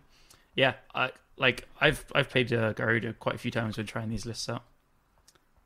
It all just works and makes sense. Anyway, we got to an artifact deck and I got really excited, and I love still something to come for you if you like artifact decks.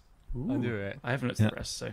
Man, but also like no peeking. But talking about deck construction, like this deck is so everything in the sideboard is obviously also a 2-mana card or a 4-mana card. Like there are Leylands of the Void, which is a 4, Containment Priest, Cathar Commando, like all those cards are still like in the Garuda requirements. It's beautiful. Yeah, they better be, Kai. It better be. I mean, this is exciting. The guy is playing by the rules. I can't believe it. Oh, it's ridiculous. I don't know. You get idiots like me who one time played Gigantha and Painter and then kept Sidey in Pyrokinesis and not revealing it. and my opponent's like, "Did you forget to reveal your companion? Like, it's not too late. It's fine." I'm like, no, I haven't revealed it. You should be like, "Oh no, sorry, I'm holding myself to high standards. I forgot to reveal it." Yeah. Oh man, yeah, Okay, cool. Yeah, on 12th place we do have another Sneak Show deck. This one is rather common, maybe. It plays. You can say it boring. Yeah. Well, there's Omniscience. There's a one-off Brazen Borrow in the deck. There's an Archon of Cruelty as well. Yeah. You guys, you don't have to try and make it better. It's Okay, cool. boring. Cool. It's boring. Okay, cool. There's still Fury in the sideboard. Okay, cool. Leave it that much. Now you have me. 13th place, we do have Death Shadow, another deck I think we can be really excited about because this is alongside Lura Delva. This is like another interesting tempo strategy. You know, like pretty potent in Legacy, a combo killer, of course. A little weak to Soul to Plowshares deck in general, but well, you know, sometimes you dodge them, right? I think was it like the other weekend or I think it was the other weekend where it won both Legacy challenges, Saturday and Sunday. Oh damn! Yeah. It won both challenges. Yeah. Like Dive or Max won one of them, and I don't remember the other player. I think that was MM17, Italian guy. Yeah. It was his list that Max was using as well. Oh, I see. Yeah. Oh wow, crazy. You should have just asked me. I'll tell you who played and what. Yeah, you know, I've said it before. If Wizards ever has like some kind of database like break and they can't put it back together, they would just like fly and Callum was just gonna put, okay, look at this. So this tournament 3 years ago in Manila, they had this tournament, but the guy actually drew it himself out of 8th place. So yeah. I don't get into the weeds of like. I have no idea how like seeding and dropping and drawing and all this stuff works. I always just like to say I don't know. I'm gonna play for seeding. I'm just gonna crush. That's it. Yeah. Unless I know for sure, but yeah. Okay. Cool. Yeah, 40th place we have another Ad Nauseam Tendril. So this is the 2 Storm decks in the top 16. Cool. With Veil of Summer in the main deck. It also plays Allosaurus Shepherd in a sideboard to make Veil of Summer. Yeah, it plays one of Allosaurus Shepherds. So, and it also plays Dizzy Spell. So Dizzy Spell is a one mana blue sorcery. It has Transmute for 1 blue, and basically you get the combination of Allosaurus Shepherd. You play that, and then you play Veil of Summer. So Veil of Summer can't be counted. Allosaurus Shepherd can't be counted. Your whole combo can't be counted. And this, I mean, it looks ridiculous, but it's also like a lot of steps, right? Like you gotta find that Allosaurus Shepherd, which you can do with Dizzy Spell and Grim Tutor, which is not in a deck. But there's Wishclaw Talisman, really good. Okay, and that's the combo. And the reason why you wanna do something like that is 8 cast, because 8 cast does not only run 8 forces but also Chalice of the Void. Guess what? Allosaurus Shepherd and Veil of Summer go through Chalice of the Void, and then you can still beat forces. Dude, imagine like you're sitting on like 3 forces and you have like a Chalice on play, and you're like, nothing's ever gonna happen to you, and then your opponent transmutes Dizzy Spell, and you're like, what the fuck? Like the moment when you concede on the spot to a Dizzy Spell transmute, then Legacy's over. I actually want to see them win a match by casting Dizzy Spell, which gives -0, I believe, to target creature until end of turn. Yeah, I've survived a Merit Lage attack with that. You know what? But by the way, in talking of Merit Lage, you know what the coolest player I've ever seen involving Merit Lages? Somebody dismembered Merit Lage for 4 life to stay alive at exactly 1. Because you pay 4 life to give it -5/-5, so it deals 15. So you survive. I've just figured 1 to stay alive at 1. In the past. Oh, that's so cool. That's just like super out of the box thinking. I think a lot of people wouldn't make that play. Died next turn, obviously, but you place your outs. I think it was like back in Shardless Bug days where I was like, I can draw a Liliana or something. Yeah, totally. But Dizzy Spell is and Shepherd is real in the tank next level. It's real deep. I don't know if it's of too Japanese many steps, sideboarding, it's like I'm gonna go with super duper mega ultra smart. Like that's. Right. Yeah. I mean, there's also a couple of other like 1-mana spells in the sideboard, like a 1 of Chain of Vapor, a 1 of Carpet of Flowers, a 1 of Flusterstorm, like those things. But... So the Dizzy Spell is like my favorite sideboarding thing that Julian hates, which is a sideboard Snapcaster Mage. No, it's not really a sideboard. It's a Snapcaster Mage that casts something from your library that's slightly better. Yeah, okay, fine. It's not. All right. I mean, it is a demonic tutor which cannot be counted, right? So like the whole idea is that nothing can be counted. Like Dizzy Spell Transmute can't be counted, and then all follow-ups also can't be counted. Yeah, so the shepherd. I was like, dude, it's like hardcore mode. Like, I would probably only do this ever again if counterbalance becomes like a stock deck, like a stock. Well, counterbalance is somewhat coming back, but we'll talk about that later. Okay, cool. You know what I want to see with this deck? I want to see Allosaurus Shepherd come down, and then they go just like LED activated, hit you for 5. And somehow it's good enough. Okay. Okay, to round this up, we have our 15 flights. We have... I don't know if my heart can take this. Oh man, this is another Callum special. Holy moly, take it away. Colorless painter. See, Callum, what are you seeing? So first of all, the deck name is Mud. Ignore that. The player name is what I think is going to be happening to me when I play this a lot. It just says Det. But it's painter, but it's actually like Forge combo with Helm of Awakening with painter combo in there. So it has 3 painters, the only creatures. Then it has 4 LEDs, 4 Lotus Petals, 4 Mox Opals, 4 Grim Monolith, and 3 Manifold Key to go along with the Grim Monolith, and then 8 Soul Lands, 4 Sagas, and then 2 Crackers, 2 Plains as your mana sources. And then payoffs-wise, it has 4 Khans, 3 Mystic Forge, with the 4th in the sideboard to grab with Khan, and then 3 Painter, 3 Grindstone with the one of each of those in the sideboard to get the Khan as well. And then it has some like Saga targets as a Relic of Progenitus, a Pithing Needle, and a Aether Spellbomb.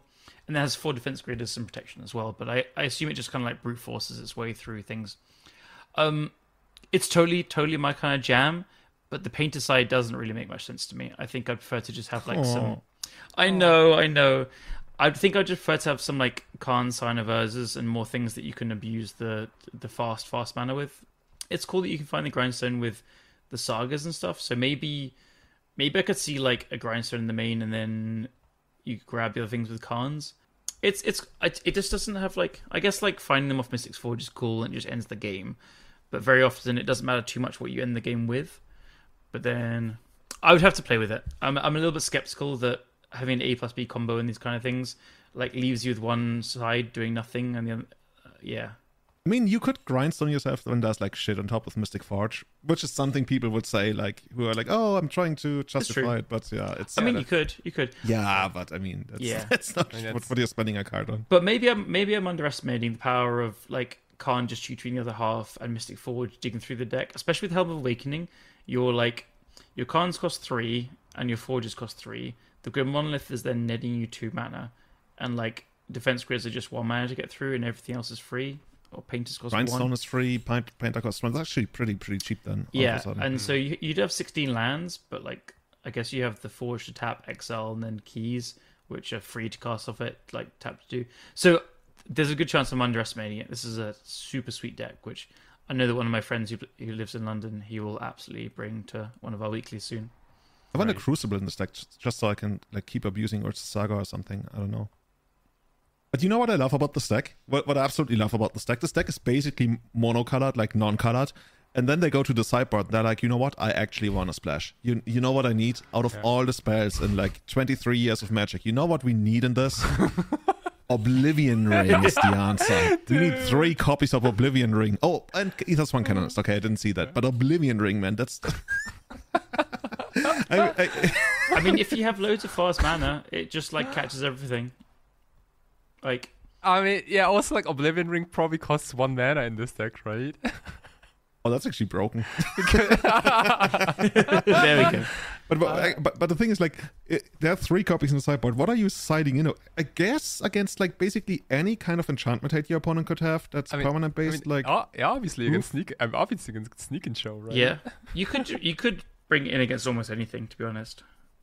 Like, because they're going to be like Collector Roofs or Null Rods or whatever's and stuff. Okay. I mean, look who's talking. Like, I think the last Legacy GP I played, I even had Oblivion Ring in my sideboard. So I'm going to take back everything, but I play Green White Maverick. That's so smart. Yeah, people are going to bring in Artifact Hate, but not Enchantment Hate, you know?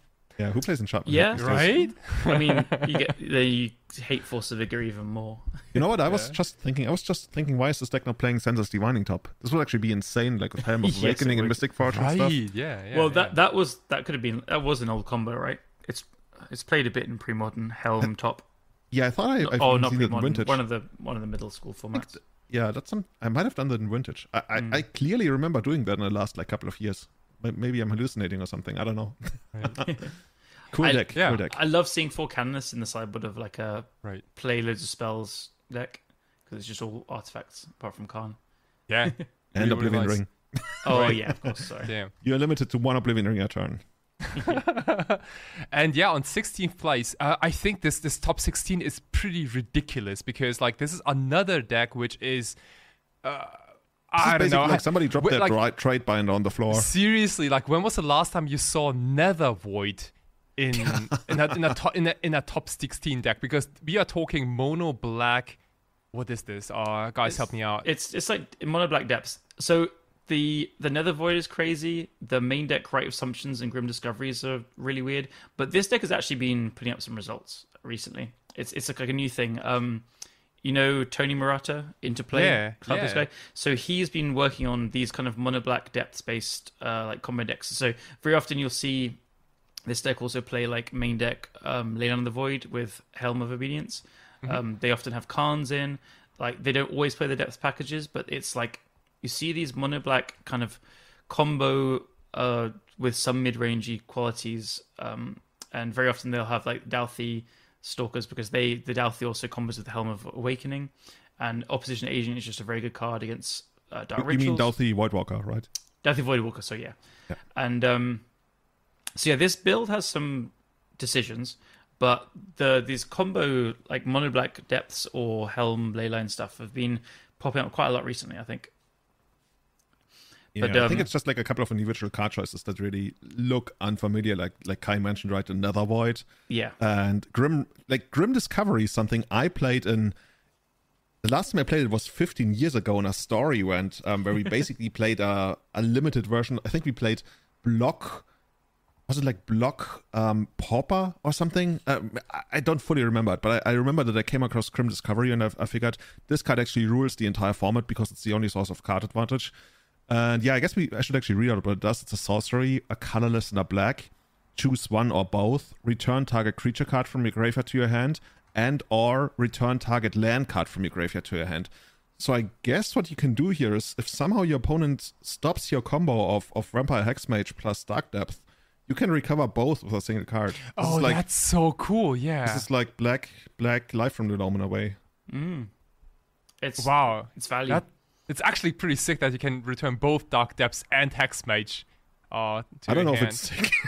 I mean, I think it's pretty cool. It's pretty cool. Yeah, that's the best way to put it. What I like about Nether Void, despite being a one-off, obviously, is that all the lands are utility lands. So if let's say if Nether Void happens and no one's casting spells, well, guess what? Like your lands are gonna do more stuff than your opponents probably because there are 4 sagas and the depths combo, obviously. Yeah, just go turn 1 double Dark Ritual, Nether Void, pass. Yeah, but what do you guys think? This is the top 16 of a 157 player event. Just more craziness. Like 2 of these decks, so there's mono black one and the painter like Helm thing. We were like explaining the deck and trying to work it out. Like these are not common things. 2 Ant as well, Alurin, this like really cool Bomberman deck. Yeah, Julian Sneak and Show deck he liked. Julian Sneak and Show, my favorite. Julian Sneak and Show, yeah. But like Dizzy Spell as well. This whole top 16 is amazing. Yeah, it's so cool. Also, no Delver in the top 16, for example. Oh yeah, so just 2 in the top 8, and then like Rug mid range, which is similar-ish.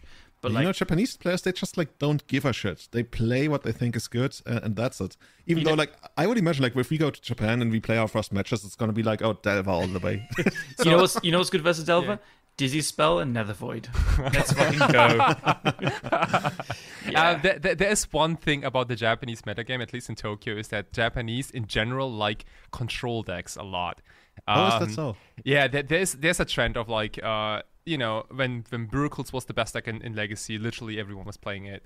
And a lot of, I don't know, I think Japanese really like longer games with a lot of like Planeswalkers, cantrips, things like that. And that kind of explains why there was like Salvager decks or like Gyruda decks or like Prison decks maybe made it to the top 16 and 8 because they just kind of, I don't know, like they kind of beat up on those mid-range control decks maybe more often. You kind of get it. I would expect more Fs to be there, but on the other hand, like every time I see these deck lists, I also see a pretty healthy amount of like, not fast combo, but like mid-range combo, like ad nauseum But I guess those are more manageable than the real fast combo decks. Right. But you know, at the end of the day, I think we can be super super happy about this result. Like in general, it's awesome. And please go check out you know, like Japanese deck lists, because they do play a lot of like more wonky spell. Not only at this tournament, but also they've always been playing kind of crazy cards. So. Yeah, I'm just gonna say drop that. Remember when that card showed its face? Yes. Hell yeah. In Bogdelva. Hell yeah. The only 8 or 9 mana card ever to see play in Legacy Delver. Pretty sure it's 10 mana, Julian. Do you even know Was Legacy? It 10? Yeah, apparently not. I should drop from the podcast. I should be voted out. But yeah, guys, we still haven't talked about the grand finals, right? So Andy took down the candidates tournament, and how does it work? Then you have to beat the reigning god of Legacy in like a best of 5? Exactly. So that happened, I think, like the day after or like 2 days after.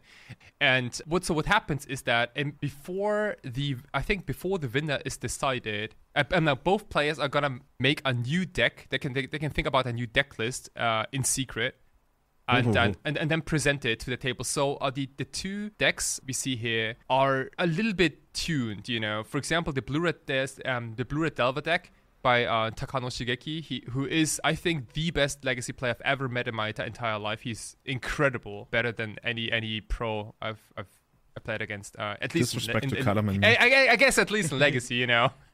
Yeah. But you can see in this deck list, he does play Druid Delver with a lot of unholy heats, because he saw that Andy is playing a lot of like toughness 4 plus things like Uro, for example. There's also endurance in the sideboard. He wanted to have like an edge against those. Also Ledger Shredder, of course. There's also like a predict, so he's expecting it to be grindy games. Yeah, absolutely. And so there is the interview, as I mentioned earlier. So sorry to interrupt you there, Kai. Yes. You mentioned the unholy heats, but we are only playing 2 copies of Lightning Bolt in our blue-red Delver deck. This is like a really big decision, right? It is. Because so in the player interview, and Takano Shigeki mentioned that this matchup is not about dealing damage to your opponent's face. Actually, it almost never happens. It's more about like board presence, and almost like board presence only. Yeah. And having like quote unquote like swords to plowshares is better than lightning bolt, if you know what I mean, right? Yeah. In these type of scenarios, and this is exactly also what we saw on camera, because Blue-Red Delver looks a little fragile to its a little bit bigger brother, right? Which is Temur Midrange.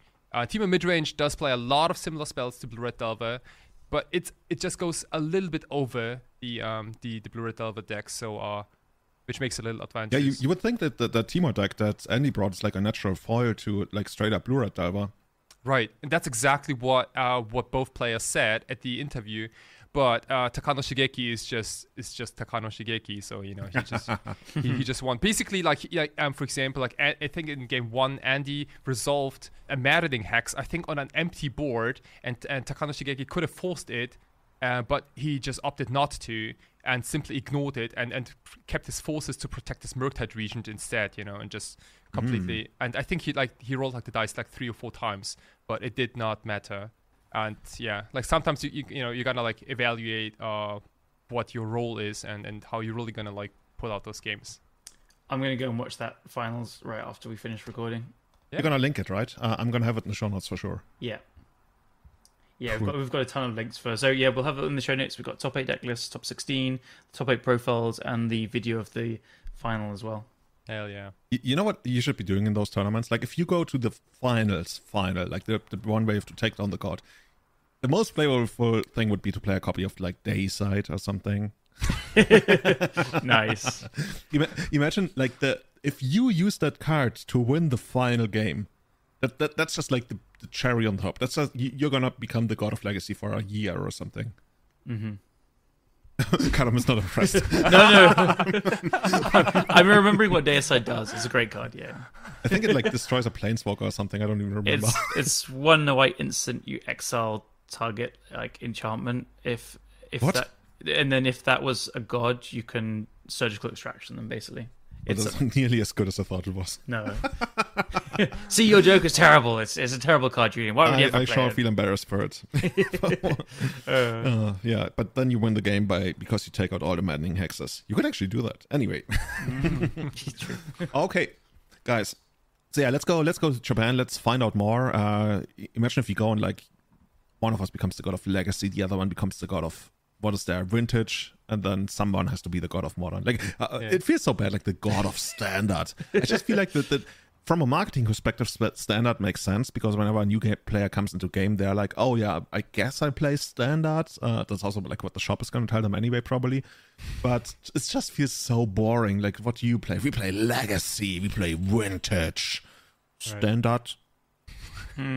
Yeah, it's lost. Oh, like, yeah. I appeal. also I forgot one more thing. So if you're the god of legacy, the current god of legacy, your picture is gonna be like a your face is gonna be in the tournament center next to the feature match area. Oh, come on. Hey, does it get any more flavorful? I mean, it gets properly framed and things like that. Employee of the month, god of the quarter, quarterly god. Oh, this is so powerful. But yeah, just like the thing that you get free entry into all the tournaments for like at least a quarter of the year, that alone is probably worth like hundreds of dollars if you actually make use of it like big time. Yeah, pretty much. I mean, and so the Takano Shigeki, he doesn't have Magic Online, but he does play at the I think 5 p.m. and 8 p.m. Legacy tournament every single day. Dude, literally every single day. 5 p.m. and 8 p.m. Legacy every single day. Yeah. What is this city? Oh yeah, it's like 3 rounds each, yeah. And usually he goes like, just 3 on each. He probably makes a living that way. Even like I think like it was like a week or two ago. He had for the memes he just had a 3-0 deck list like Blue Red Delver with Crawworm in it. He can't even cast it, but it's like, dude, I mean, Brutal was too powerful. You can't even put Crawworm in the deck. This gives me flashbacks when people were playing Dwarfen Pony in Miracles, where they had a challenge like, how many useless cards can we put to the sideboard and still do well with Miracles? That was the end times. I mean, Crawworm was in the main deck. Main deck. So. Yeah, dude. Of course. Just like trying to come up with any scenario. Where, I guess you put it in for show and tell. At my local store, I used to play Miracles with Thoughtlash and Lab Maniac. Damn. Because you can. And then I had like Nihiri and Emrakul on the sideboard. I mean, at least those are castable. Yeah, that's good. yeah. Does he just always play Delver?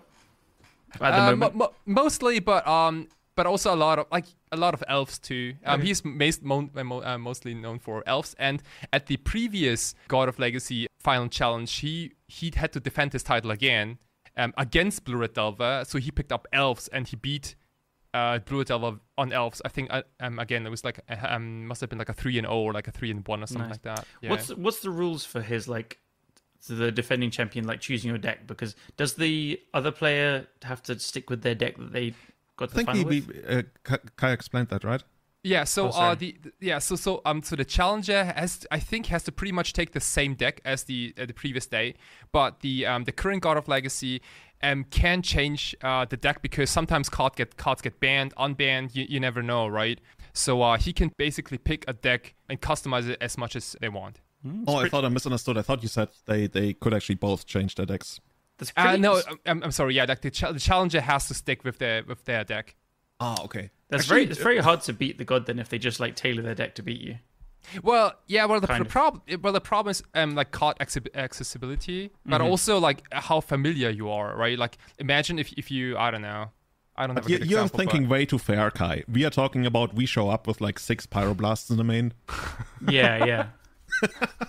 It's not like, I'm gonna pick like a real deck. I'm just gonna pick like the absolute anti-deck against the tournament, the deck you just won the But at the same time, like with. the guy sounds like if he could totally just build a deck to absolutely slam Rug mid-range, but actually he just played Delve with a few changes, like 3 heats and 2 blasts, but it's not like 6 blasts main deck as you said. Right. Yeah, but it sounds like the odds are slightly stacked in favor of the god. Yeah, definitely. Yeah. It's not a fair world. Gods are evil. By the way, Kai, is this something that like people always talk about, like how in like East Asian cultures, like honor and something is a lot more important? What would it be like if he showed up with the ultimate anti-deck that's completely unplayable except for this matchup? Would it be like shameful or something? Would it be like, oh come on, dude? Well, I mean, there's always like the not the if you win, but like how you win, right? And I guess since so many people are talking about the event, like after the results, I think I wouldn't do it, for example. Yeah, me neither. Like I think even over here, like people, I guess if they really want to win, they could, but then you will be like looked down upon for quite a while. Yeah, a shameful god. The fallen god of Legacy. I guess like a shameful god is still a god, but yeah. If you get that title, you know, like just make it right, you know. Yeah, no, I like it. It's an honor thing. Cool. So yeah, before we close it out, I almost feel like very small now just talking about such a tiny event like the Legacy Challenge on the weekend. But our favorite deck actually took it down in the hands of Delthar, and I think Delthar might actually have won the trophy race as well, right? I saw on their Twitter that they were like fighting to get the top spot back again, so they might have actually won the trophy race and the final challenge of the season. I don't think the trophy race is over yet, but it's them and Easy Money Marksman, who's Easy Monkey Marksman. Oh, money, yeah. Easy Money Marksman. I always kept writing it as Easy Monkey Marksman. These two are like, so Easy Money Marksman like mostly plays Delver, but can play blue decks very well, and then Delthar just like plays anything non-blue. It feels like he can obviously play blue as well, but his Twitter feed is just a stream of like non-blue decks, trophy again, trophy again. It's so easy for him. I don't know how he does it. He's just an absolute monster. So he's said that his like lands is his most played deck, but he crushes with Painter as well. And so he won the challenge with Painter, and then like straight after he posted like, oh, I 5-0 with blue Painter as well, and I did this and I did that, and he's just crazy. So the Painter list is also very different to what I play, and he posts all his like 5-0s with it, and he's been playing basically this for quite a while, and it's 4 Khans, which is very different to me because I don't like Khan versus Delver, and then he has 2 Ensnaring Bridge main deck, which I don't like either. But he has. I guess they complement each other, though. Like, I mean, Ensnaring Bridge is a way to make Karn work against Delver, I guess. Exactly. So I don't know if anyone cares enough, but I went into this quite a lot on the last stream I had, where someone asked like about Karns and Ensnaring Bridge, and I said it's all tied together, and also having a Painter in the sideboard is tied together with Ensnaring Bridge and Karn in your main deck being a game plan. Because if you don't rely on Karn and Ensnaring Bridge, you just want to be able to combo them faster. So you want to be able to naturally draw the Painter as much as possible. But with 2 bridges is the answer to the 1 Brazen Borrower Delver plays, basically.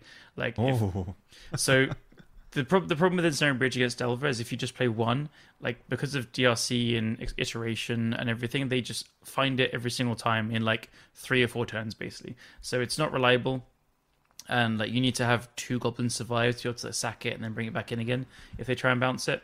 And they just build up a hand of forces to counter the Pyroblasts. And you can never have more than 2 Pyroblasts in hand, because if you have 3 cards in hand, the bridge doesn't do it against anything against the DRCs and Delvers.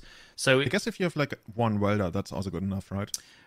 No, but they need to bring it back in again. So they build up a board where it's because they bounce it to hand, they don't bounce it to graveyard. Yeah. Exactly. Bounce to graveyard, also known as destroying. Yeah. So the really good players, most of them online, realize they need to have 2 forces in hand to beat your 2 Pyroblasts that you can have in hand, and they need to kill the goblins so that there's only 1 in play maximum, and then they bounce it. And with all their filtering, they just do this every single time. So having 2 bridges in play stops the one borrower. So this is very technical. Yeah. You could actually like write the Bible on playing Delver at this Painter against Delver at this point. I've made tons of notes. I'm in the middle of writing an article about it. Oh, that's amazing. Yeah, I'm writing tons of notes. But the thing is, it's my perspective. Like, so I don't play bridge and I don't like it against Delver currently, and I think it's bad. But Delver wins way more than me, and he's playing 2, and he plays a 3rd in the sideboard. So yeah, I'm writing what I know, and like it's very, as I said earlier, like Painter's a deck where there's not a completely agreed upon build. So it's about like what works for you currently, which is not really a common thing for legacy decks. It's usually that's what makes it exciting. Yeah, that's just I think so. That's the thing that people, at least in parts, always think about when they talk about whatever they consider like the golden age of legacy. It's usually like a time where there was a lot more customizability to decks, right? Where things weren't as, I guess the only deck that was super set in stone back then was Canadian Threshold, which is basically like the same 75 for everyone. Like it was like a 56 card deck, and then you'd have like 1 or 2 Rushing River and one. Rushing this River one, and that. Viridian Click were always like those two slots. Yeah, in yeah. my deck, yeah. Everybody remembers that. Rushing River, man. What a tempo card. That's actually such an insane card when you think about it. Yeah, but you're right. That's what's exciting about this deck is like, I mean, I just find like I play a list for like 2 or 3 weeks and then make some changes and like the changes, and then I look back at some lists from like a month or 2 ago. I'm like, God, what was I doing? So it's exciting. It is a time of continuing to experiment and stuff. Time of curiosity. Yeah. So Cool. yeah, everyone we'll link Delthar's Twitter because I think they just started posting more often. But if you like, especially like non-blue decks and painter and lands and these kind of things, absolutely give him a follow because he's an incredible player and is winning a ton with all these decks. So That guy's Twitter feed could be its own podcast. It's just like something new every single day. Everything there. Oh, top 8 with this, top 8 with that. Dun dun dun. Yeah. Cool. So that's Delthar taking it down. We're quickly going to mention the rest of the top 8. It's Theo Young with Delverless Blue-Red Delver with 2 counterbalances in the sideboard. House of Mana, MTG, Blue-Red Delver in 3rd place. Also 2 counterbalances in the sideboard. And that's what I was talking about earlier when I was telling Kai that it feels like counterbalance is almost coming back. Because I'm also playing against counterbalance left and right all the time on Magic Online right now. But whenever I play these like Blue-Red Delver mirrors, I'm not sure if counterbalance is the answer, but I see it a lot more. 4th place, Karus, Blue-White, Displacer Kitten, Riddlesmith combo with Urza, but it's not really a combo, right? But it's pretty powerful. Yeah, this is a really cool one. I've seen them playing this a few times in like the 5-0 dumps, and I've tried Displacer combo in these kind of like Chalice Shells, but with Azorius Signet and stuff, because I was never sure about casting Teferi with Soul Lands. But they've gone like more low to the ground with just bodies to play as well, which I like a lot more because when we talked about Kitten decks last time, I mentioned how like Teferi you actually want to protect it, which is something you don't usually care about that much after you've got the value from the -3. So having like random Sentinels and Canonists and Ingenious Smiths and Thought Monitors and Urza Construct token stuff to just like block to protect the Teferi is pretty powerful, and they're just like good cards in these artifact-based shells as well. So I think it's a pretty well-built deck, which we might see more of. Cool. Going on, Makuto 86, Cephalid Breakfast. It just can't die. It's key. Like, I think every time Xavi picks up the deck, then for the next like 2, 3, 4 months, it has this kind of like revival, and maybe it's going to be here to stay. It's certainly a lot of fun. Yeah, it's good. Like, it's not just him being the only player that's able to do it. Yeah. I think Makuto even, I want to say top 8'd another big thing that Xavi ended up winning. Yeah, I recognize the name. I think it was some challenges or something. I'm pretty sure it was. I think it was some rather big thing recently that Makuto also did really well, and you could be right, yeah. And speaking of another deck that basically employs the principle of being greater than the sum of its parts, we have Aaron Relentless on Elves, getting just like another legacy top 8. I think he's Third like on a challenge run. top 8 in a row. Yeah. Yeah. I mean, he's a worthy Eternal Weekend champion, right? Given like how much he's dominating these days. Yeah. And so he's top 8'd the Malmo event into top 8 in all the challenges. Yeah, he's pretty good, I guess. Yeah, I mean, he made me start Elves, so that's a sign. That's a sign. Give it like another year or two, and everybody's playing Elves. Like the entire form's just going to be Elves mirrors, which is so miserable. Right. Well, I mean, yeah, they'll probably play like 4 copies of Plague Engineer in the main board then, huh? I mean, you could play them in the sideboard. It's not like crazy to do that in Elves. Oh, I would go main board then if everyone plays Engineer Elves. is not even too good against the current Elves. Yeah, I think if it's just Engineer, you can go over the top of it. The better sideboard card is Opposition Agent. It's a lot better. I hate that card so much. Yeah. Like, I hate Canonist, I hate Opposition Agent. Those are just like bullshit. Yeah, Agent is especially great because like it's built around Reclaimer, so like doing in response to the Reclaimer activation is just like you've wasted 2 mana, you've like killed one of their lands, and oh man, that's black. You haven't lived until you flashed an Opposition Agent when the opponent has just sacrificed what's it called? I'm blanking on the one Flexstones of Trocair. Oh god. yeah. Oh man. Oh god. You get to search for 2 cards and your opponent's down on land. Perfect. Absolutely perfect. So nice. I think at that point you just dropped them from the tournament. Yeah. Yeah. 7th place, Twinless Twin, Blue White Red Days Undoing. 8th place, Arcanon, what I call Neo, Checkpile, Evangelion, what have you. It's like the 3rd coming of Checkpile, and I hate it. That's all I can say. But yeah, Arcana's been doing really well with these kinds of decks lately as well.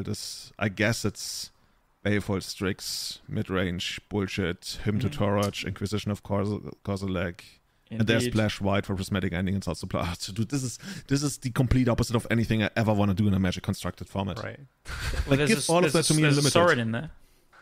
Yeah, that's the only exciting card, actually. I think it +1s for that Confident, right? Pretty much, yeah. Yeah. And you can also make tokens. Yeah, you can make like Vampire. Yeah. What's it called? Flying and lifelink token. Yeah. Yeah, what's it called? The Vampire, not Hexmage? Nighthawk. Vampire Nighthawk.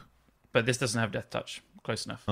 Unplayable. Right. Yeah. Right. What does the ultimate do, actually? It comes into play with 4 +1s, and -7 is Sorin deals 13 damage to any target, you gain 13 life. It's almost enough to kill a Murktide. Almost. After the second one comes down. I like the almost. Yeah. You could almost buffer like a swing with 2 Murktides if you get that ultimate off. Hey, my glass is half full. But yeah, I think that's it from us today, guys. You got anything to add? Thalai is in top 16 with Cephalid Breakfast as well. Just saying, it's Thalai and Makuto come together. Thalai, and that's Javi Dominguez, also former world champion. Damn. All the world champions, they play Legacy. They love Legacy. There's so many. If you want to become a champion of the podcast, why don't you go to... Or a world champion in the long run, right? I know some world champions love to listen to this. You can go to Apple Podcasts, leave a review. That would be just amazing. I run out of things to say, but seriously, like whenever you guys leave reviews on Apple Podcasts, that's just the best. We love it. Thank you so much. If you want to support the running of the show, head to patreon.com/everydayeternal. Join the ever-growing community of crazy people submitting deck lists in our Discord, making me play... What's it called? Moderation? Bouncy Castle, thank you very much. Bouncy Castle, that's the Bouncy Castle version 2, Mark 2. That's actually where we were going with. Yeah. Join us over there, have a lot of fun. And with that, guys, you can find the podcasts on @EternalMTG. You can find me on @It'sJulian23. We can find Callum on @CallumSmithMTG. And Kai is basically Savatarix on every single platform, including Patreon and what's it called? I wanted to say Pornhub, but I ended up on Patreon. Oh, no, it's OnlyFans. OnlyFans.